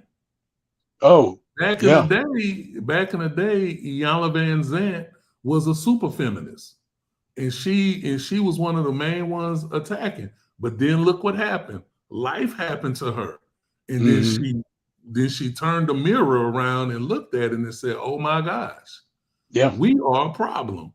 And then look what happened. She started a talk show. She started really helping women start realizing their responsibility and accountability in their lives, their actions, their decisions, the selfishness and things of that nature. And look what happened. They ended up running her off her show. That's why she quit. She told the world, she said, "Hey, women are coming at me and they just shutting me down." So everybody that's ever wanted to say, "Hey, women, it's time for women to really look at themselves as a group. Stop trying to be the special snowflake. Stop trying to point out the non-majority situations." We're talking about right now, we have a large group of women who are single. Why are they single? Because they're too promiscuous. What's the other reason? They're disagreeable. What's the other reason? They don't think they should do anything to have a man. A man should just come in and take them as they are, whether they in bad shape, good shape, got a lot of debt, got children by multiple men. A man is just supposed to come and take it. And let me interject real quick. As men, we don't have that luxury. We have to, like, I'm saying that, some women will pick bad dudes, but I'm saying a man that is really about his stuff has to be about his stuff, has to get himself together. We talk about purpose, responsibility, and accountability. We have to work for hours in order to be ready to have a family. And in theory, technically, right? What I'm saying is that we have to build ourselves up as men in order to be husbands, providers, and different things like that. But when you look at the picture, though, think about it like this. Just like what you just said, men have to take a point of building themselves, right? But ask yourself, why do women feel that they can procreate kids with men they're not married to, with these losers, and then turn around and say, "Hey, good guy, I want you to be the father of my kid and accept everything I'm about." You got to buy all my kids McDonald's. I'm just saying, it paints the picture where we clearly can see men are not cool about this. Like, men in general are saying, "Hey, I don't want that deal. I know my grandfather had that deal. My daddy had that deal." And to some degree, you can say in some cases things worked out. But we do know, especially in the Black community, the majority of the Black community is not being worked out in those kind of ways. Disagreeableness and the fact that men don't have a voice in our own community, if you want to have a relationship, it doesn't bode well in the long term, because once again, let's talk about this. 80% of women, married women, are filing for divorce. So, I mean, I'm sorry, 80% of divorce filings are women. By women. That's not cool, because that tells me off rip, I can't trust marrying you. See, that's a hard thing. And then if 80% of the filings are women, but then 53% with a 53% divorce rate, and you know that family court is against men, you're not really setting up it doesn't look appetizing. It doesn't. No. And and like I said, I'm for marriage. I'm for women being covered. But at the end of the day, if women are not putting themselves in position to say, "Hey, I'm not going to take my 20s for granted and just party them away. I'm not going to be disrespectful," because we don't talk about misandry. Because no, we don't. For women to be where they are today, there is a low key. I mean, I believe it's high key, but I'm gonna say low key. There's a low key level of misandry, and because you don't get to all men are trash without that. Because when you factor it in, women, you're related to men. Your brothers, your uncles, your dad, your granddad, your cousins, these are men. So men can't be all trash. Right. And in some functionality, you have to say, what's the common denominator when you hear women say all men are trash? And then when you look at who they relate with, you got to say, as men, we would agree too. We would be like, "Yeah, you date some trash dudes." Right. Yeah, we say it. Yeah. We ain't got no problem saying that. Like, what the hell was you thinking? Let me bring up this comment. He says, "I don't fit in no cookie cutter idea of how a woman is supposed to be. I wasn't created to fit in." There was a video of a woman, and this was another show, but it was one of the realest things I heard. She came on and said, "I don't know how to give up this power." She says, "I don't know how to let a man lead." She was like, "I wasn't raised that way. I don't know how to do it. Like, I want to be a wife. I want to be these things, but I don't know how." Right. She literally came on and said, "I don't know how to give up this power." So I understand. And that's kind of everything I was talking about today. I think she also said it might be too late for her too. I think that was something else that she kind of alluded to. She said it was too. Yeah, she said this is what I know. I don't know if I could ever, and laughingly, I heard Kevin Samuels say, "Well, then die alone." But I mean, but I loved. Here's why I didn't think. I thought it was needed, and that video probably didn't get enough playtime. But I thought her being that honest, because now we got to talk about that. How have women gotten to the point that now, with all this freedom for the one to say, "I want to be married," but I realize that I was raised in such a way that I don't know how to fully give myself to my husband in a Yeah. way that is going to make this relationship last. I want to go back to this comment real quick. No McDonald's bring groceries. Listen, I would have liked for him to have brought groceries instead to make sure that his son, even if he wasn't thinking about the other kids, to make sure his son has a healthy meal. But is he supposed to buy her? Is he supposed to buy her groceries? So he buys just enough groceries for that for his kid. And what's supposed to happen with other? The same as McDonald's. It's gonna be the same thing. So it's like, listen, yes, he should have brought his kid healthier stuff, but the same principle is like, hey, you need to feed all my kids. Is he responsible for all those kids? I mean, in theory, those other fathers, then if we're gonna talk about that dad and hold him accountable, then where the other dads at? Where the other dads at for the other three kids?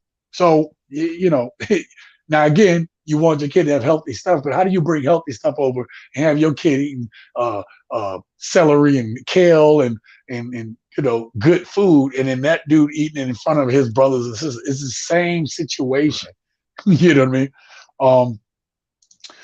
We have established people get married for the wrong reasons. But again, I want to make sure I bring up the point when you say that, because you said that again.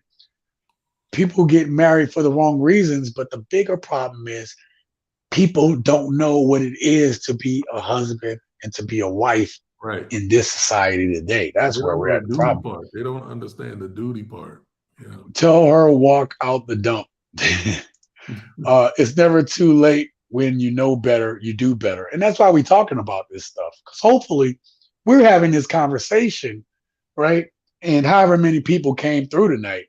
But what I hope is that on the replay, when people come and watch the replay, that they say, wow, that was a spirited conversation. What I'm going to start doing now is using these live streams to make YouTube clips to get people to come to the channel and actually watch this. Take these live streams and actually condense them into actual videos so it's digestible for the young people that really need this, because that's what we really need to really reach, right? Wait, keep that up real quick. Yeah. Oh, go ahead. Ace, I gotta tell you something, and it's a little rough. It is a point of too late. Even if you know better and you do better, there gets to a point that women really run out of options. It's really what's happened. That's why we are seeing the largest group of single women in population right now in the United States of America. And the largest part of that population is over the age of 35. So when you talk about it's never too late, it is, because right now what it looks like is if you make it to 35 and you don't have a committed relationship, the odds of you getting into one is dang near zilch. Yeah, and it's really going down, because now, like, men don't want to be in those relationships. They know what it comes with. They know the attachments. Men are starting to wise up to these things, and they're like, yo, I'm not committing to that because I know what comes on it. That video that I did about would you date these single mothers? And I only brought up one aspect of raising kids with a single mother. I'm not trying to down single mothers. I'm saying I brought up one aspect, a man going in and not having the power to discipline the kids that are in the house that he's now come a part of. That's only one aspect of it. We're not even talking about the financial obligations. We're not even talking about the you know what I mean? We're not even talking about the shared push toward the future. We're not talking about any of that stuff. All I brought up was women won't even let you come in and discipline the kids that they telling you are now your kids. Yeah. Oh, these are your kids. Okay, well, I need to make sure they raise right and they're gonna go up in the way they should go. Well, I don't want like you talking to my kid like that. I kind of feel some kind of way. Like, what the heck? Anyway, bring groceries. Well, again, we go back to that point. Like, why did she manage her stamps better? I don't know, man. I don't want to go there. Wanda says, I don't agree with the mother's theory. Yeah, none of us do. However, he made a piss poor decision when he laid down with her, knowing her track record. This just proves accountability goes both ways. Well, we're saying that. Yeah. Look, if you know this channel, Wanda, you've been a part of it, one of the longest people part of it. You know, I'm not gonna hold back holding us accountable for saying, hey, watch who you lay with. Again, I urge you guys, go watch my last YouTube short where I said, gents, you got to be careful because there's people with agendas out there, right? We haven't taken that away. But here's the thing, Wanda. This is what we're saying as men. At least this is what we feel from what we see, right? That's going on in society as a whole, especially in our community specifically. Why aren't women holding themselves accountable? See, again, if a man don't hold himself accountable, it shows, because that's why you have more homeless dudes, right? That's why you have more dudes control alt deleting, right? Because when we make bad decisions that affect us, I have a buddy who I don't want to go too long into the story, but his adult son is now just finding out. He was like, well, you was never there. And he's like, look, I tried to be there. I couldn't find y'all. She hid y'all from me. So his own mom, he was like, man, I can't find my kids. And hopefully when I find them, I can get back to them. And she was just like, yep, I know. One day we'll find them. 10 years that mom had been seeing those kids, and she held it from my boy, her own son. And now that his son is starting to like put it all together, the mom was really had animus toward him for whatever, because it didn't work out or whatever, and punished him by using the kids as a pawn. A lot of women, they got a number of women that are doing that too. So when we say, you know, you lump those type of dudes in the deadbeat dad situation, and then it's like, well, there are men that tried to be, even if you could say that dude should have bought groceries. He was trying. You gotta work with that dude and say, okay, he's trying. How do I work with him better so he can be a better father to our kids? Give that man encouragement, right? He can't just be like, well, he just need to do it, whatever. Okay, I get it. But at some point, when are women going to hold themselves accountable for the dudes they lay down with, them Pookies, Ray Rays, and stuff like that, and say enough is enough? Because if they close the legs, Pookie and Ray Ray going to have to find new options, right? There aren't going to be all these kids just made willy-nilly without a thought to how are we going to put them in a position to have better futures. So, like, that's what this whole talk about. Accountability does go both ways. I agree with that, right? But my boy has gotten his child support docked now from his checks. So you're talking about a grown man that barely can take care of himself because the state is taking so much out of his paycheck. It's taking so much out of his paycheck, he cannot function damn near as an adult, right? They've neutered him. Now think about who that would affect the most. It affects us. It affects our community the most to neuter us by having that child support system. And then it creates the next generation of men that are going to be neutered too. Why? Because there's an absence of the father to provide that guidance in the home. And it's a cycle. It's not even a cycle system. It is by design.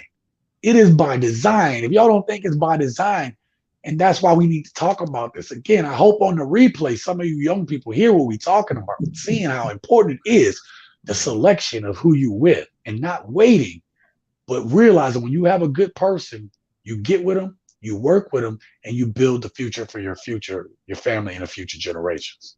So anyway, closing points there, bro. Well, to 2 points. One is even with the example, bringing the McDonald's. Let's not forget, she said, "Look at him, y'all. He do this every day. He come bring food for his kid every day." You know what? I totally forgot about that point. She literally said this dude was least coming around. I forgot about that. Yo. But then also the other part about this being by design. If you look at the history of urbanization, they actually did this to the Italians first, Then they did it to the Jews when they created the slums. It was called the slums before it was called the ghetto. We were the last group. We were the last group and the most successful group to make ghettos be what they were designed to be, downtrodden. Yeah, yeah.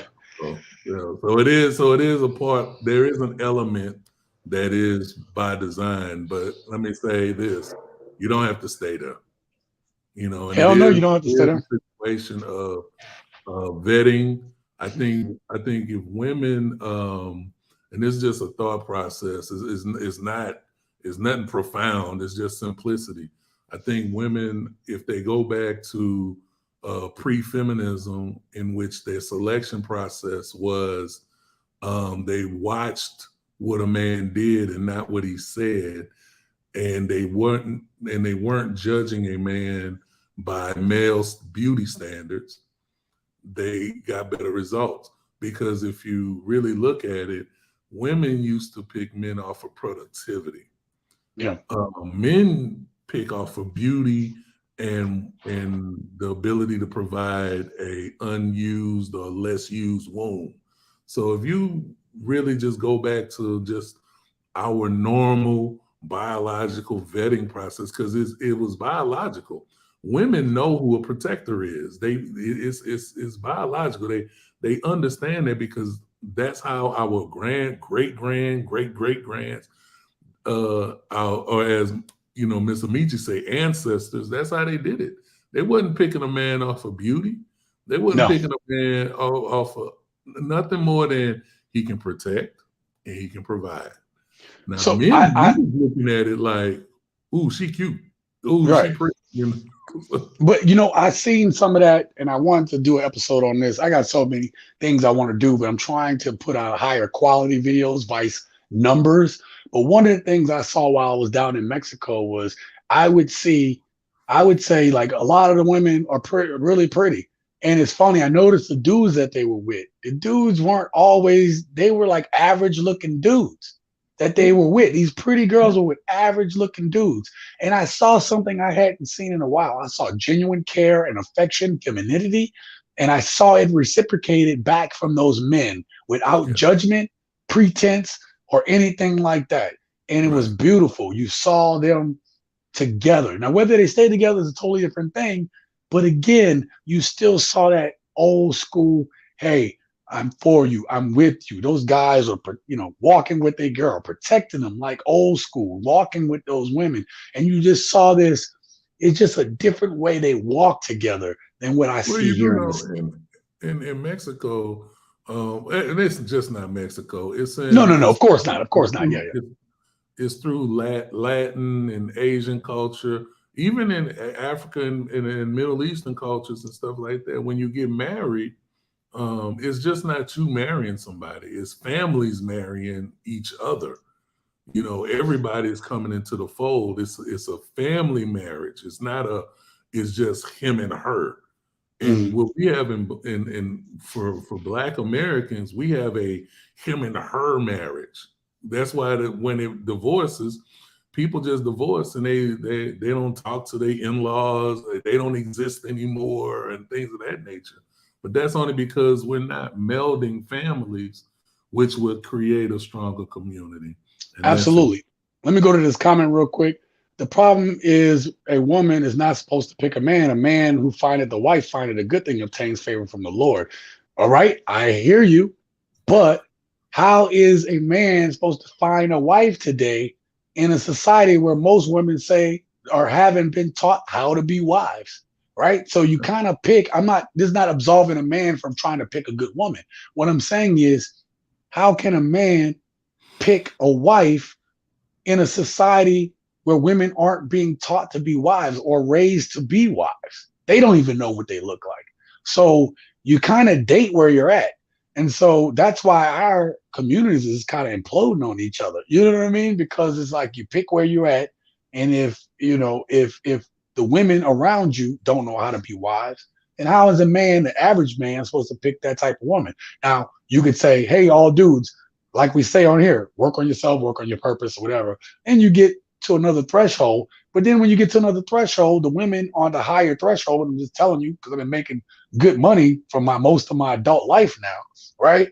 You get to women at a higher threshold, and a lot of them want dudes that's making more than you making. So I can be making six figures, or let's say I'm just hypothetical, $50,000-$60,000 a year, and it's like, well, I don't want you, even though you're hard worker and you have the potential to make more. I'm still looking up to see, maybe is that $100,000 dude gonna see me? Maybe that $250,000-$200,000 dude gonna see me. You see what I'm saying? I'm saying right now we're a snake chasing his tail, eating his tail right now.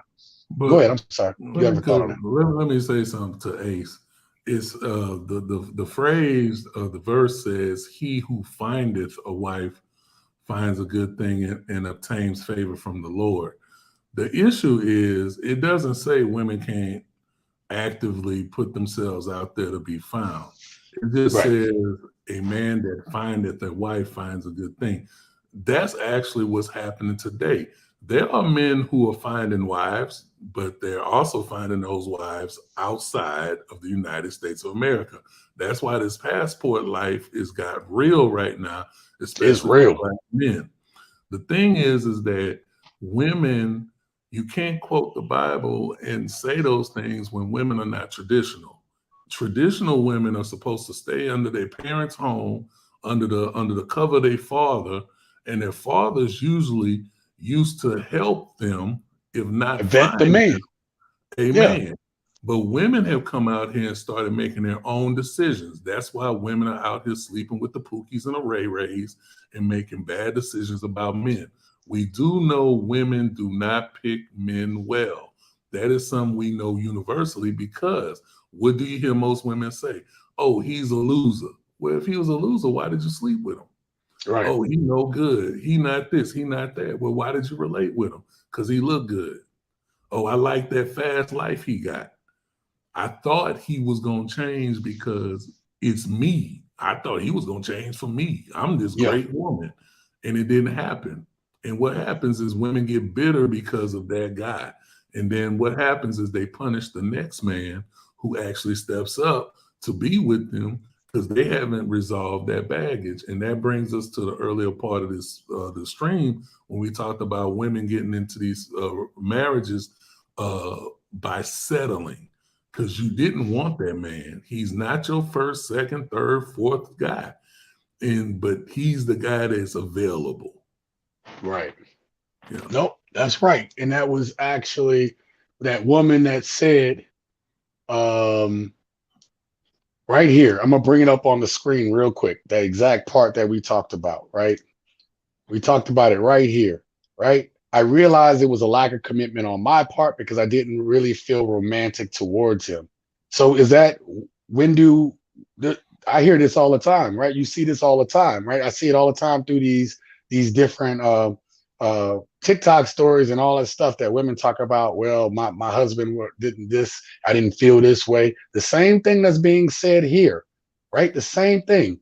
So it's like, at what point are women going to be held accountable for the choice they made? As Lucy said just a few minutes ago, that we know that women pick bad men.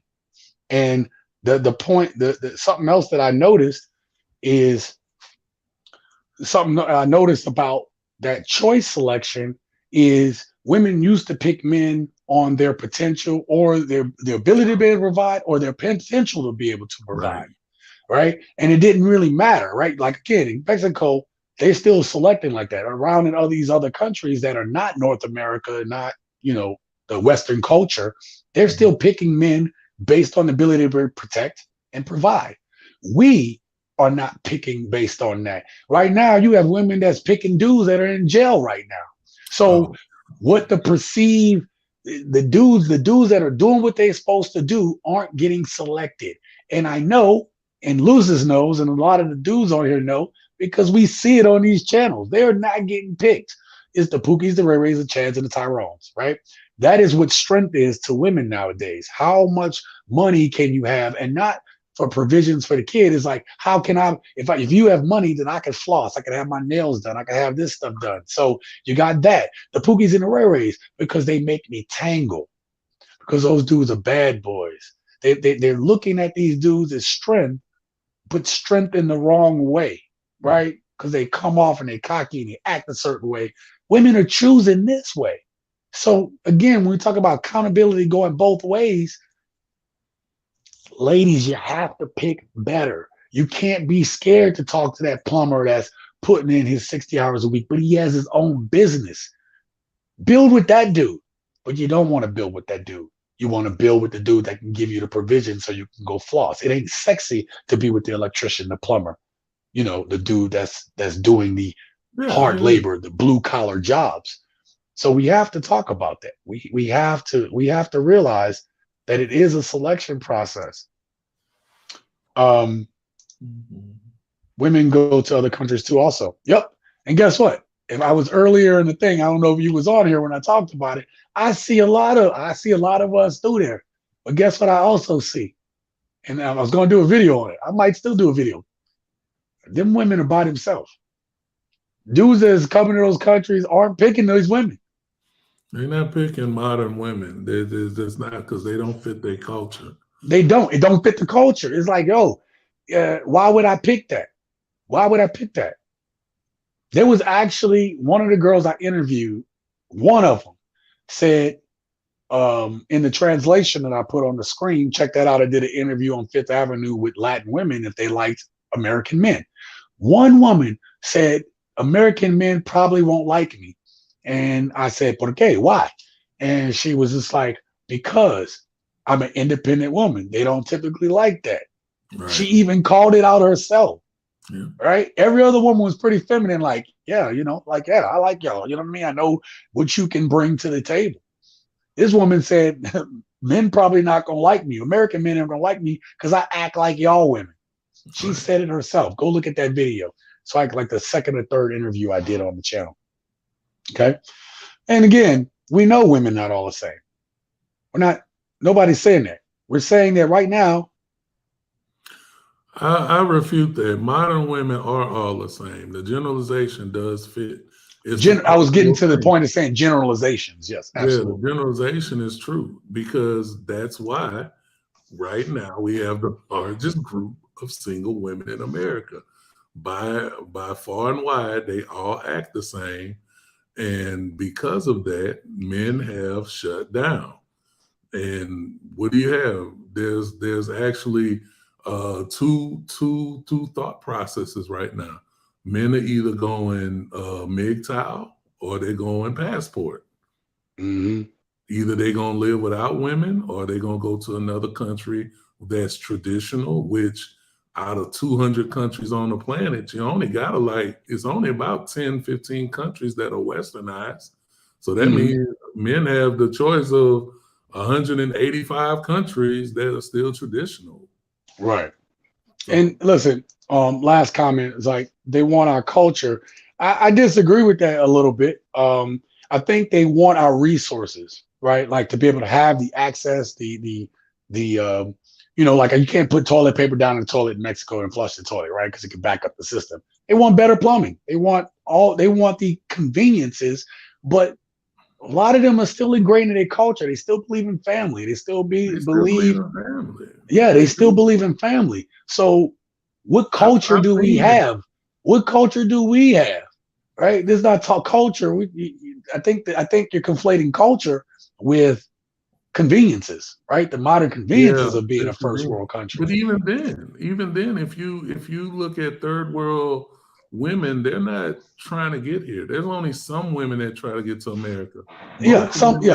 Most women you find overseas are not willing to leave their family structure. Think about the Filipino women that come here. They'll work as nurses, do that stuff. Mm-hmm. What do? They sending their money back. Or they'll build their money up and retire back in the Philippines. Right. You know what I mean? So I kind of disagree with that one. Hey man, thank you very much for coming on tonight. I'm gonna go ahead. Went way over today. Man, it's 3 hours and 30 minutes, bro. This thing went strong tonight, bro. It went strong. The phone battery didn't even catch up now to how much the usage is. But thank you for being on here tonight, bro. I appreciate you, man. Yeah. You know what though? That just tells me that this was a needed discussion if it went 3 hours and 30 minutes. You know what I'm saying? Like we hit a lot of points tonight. And when I went to go research this topic, I was like, ew, this one. I actually started it off researching one thing, and it turned into when I You did was in the the mud tonight. You was in the mud tonight. Yeah. But I'm when I gonna let did. you make it. Hey, y'all All have a right, good bro. one. See y'all next week. All right, y'all. First of all, I want to thank my guests. I want to thank Wanda for being here. I want to thank Ace. Thank you very much. It was spirited discussion, and that's what we want here. I want y'all. I don't want y'all to get it twisted. I like the discussion. I like the back and forth in the comments. That makes it where we're talking, and that's what we're lacking nowadays, right? Discussing it. What's the problem? Let's get to the root of it. I want to thank Bruce for being here as always. Let me make sure I don't want to miss anybody. I want to thank T Mac always being here. Thank you very much. Hold up. I'm scrolling through. Y'all know I got to do it. We have the Wheeler and Dealer in the house who was here. Thank you very much. We had my boy out here, Don Omar in the house was here. Thank you very much for being here. Check out his channel. Check out Wanda's channel as well.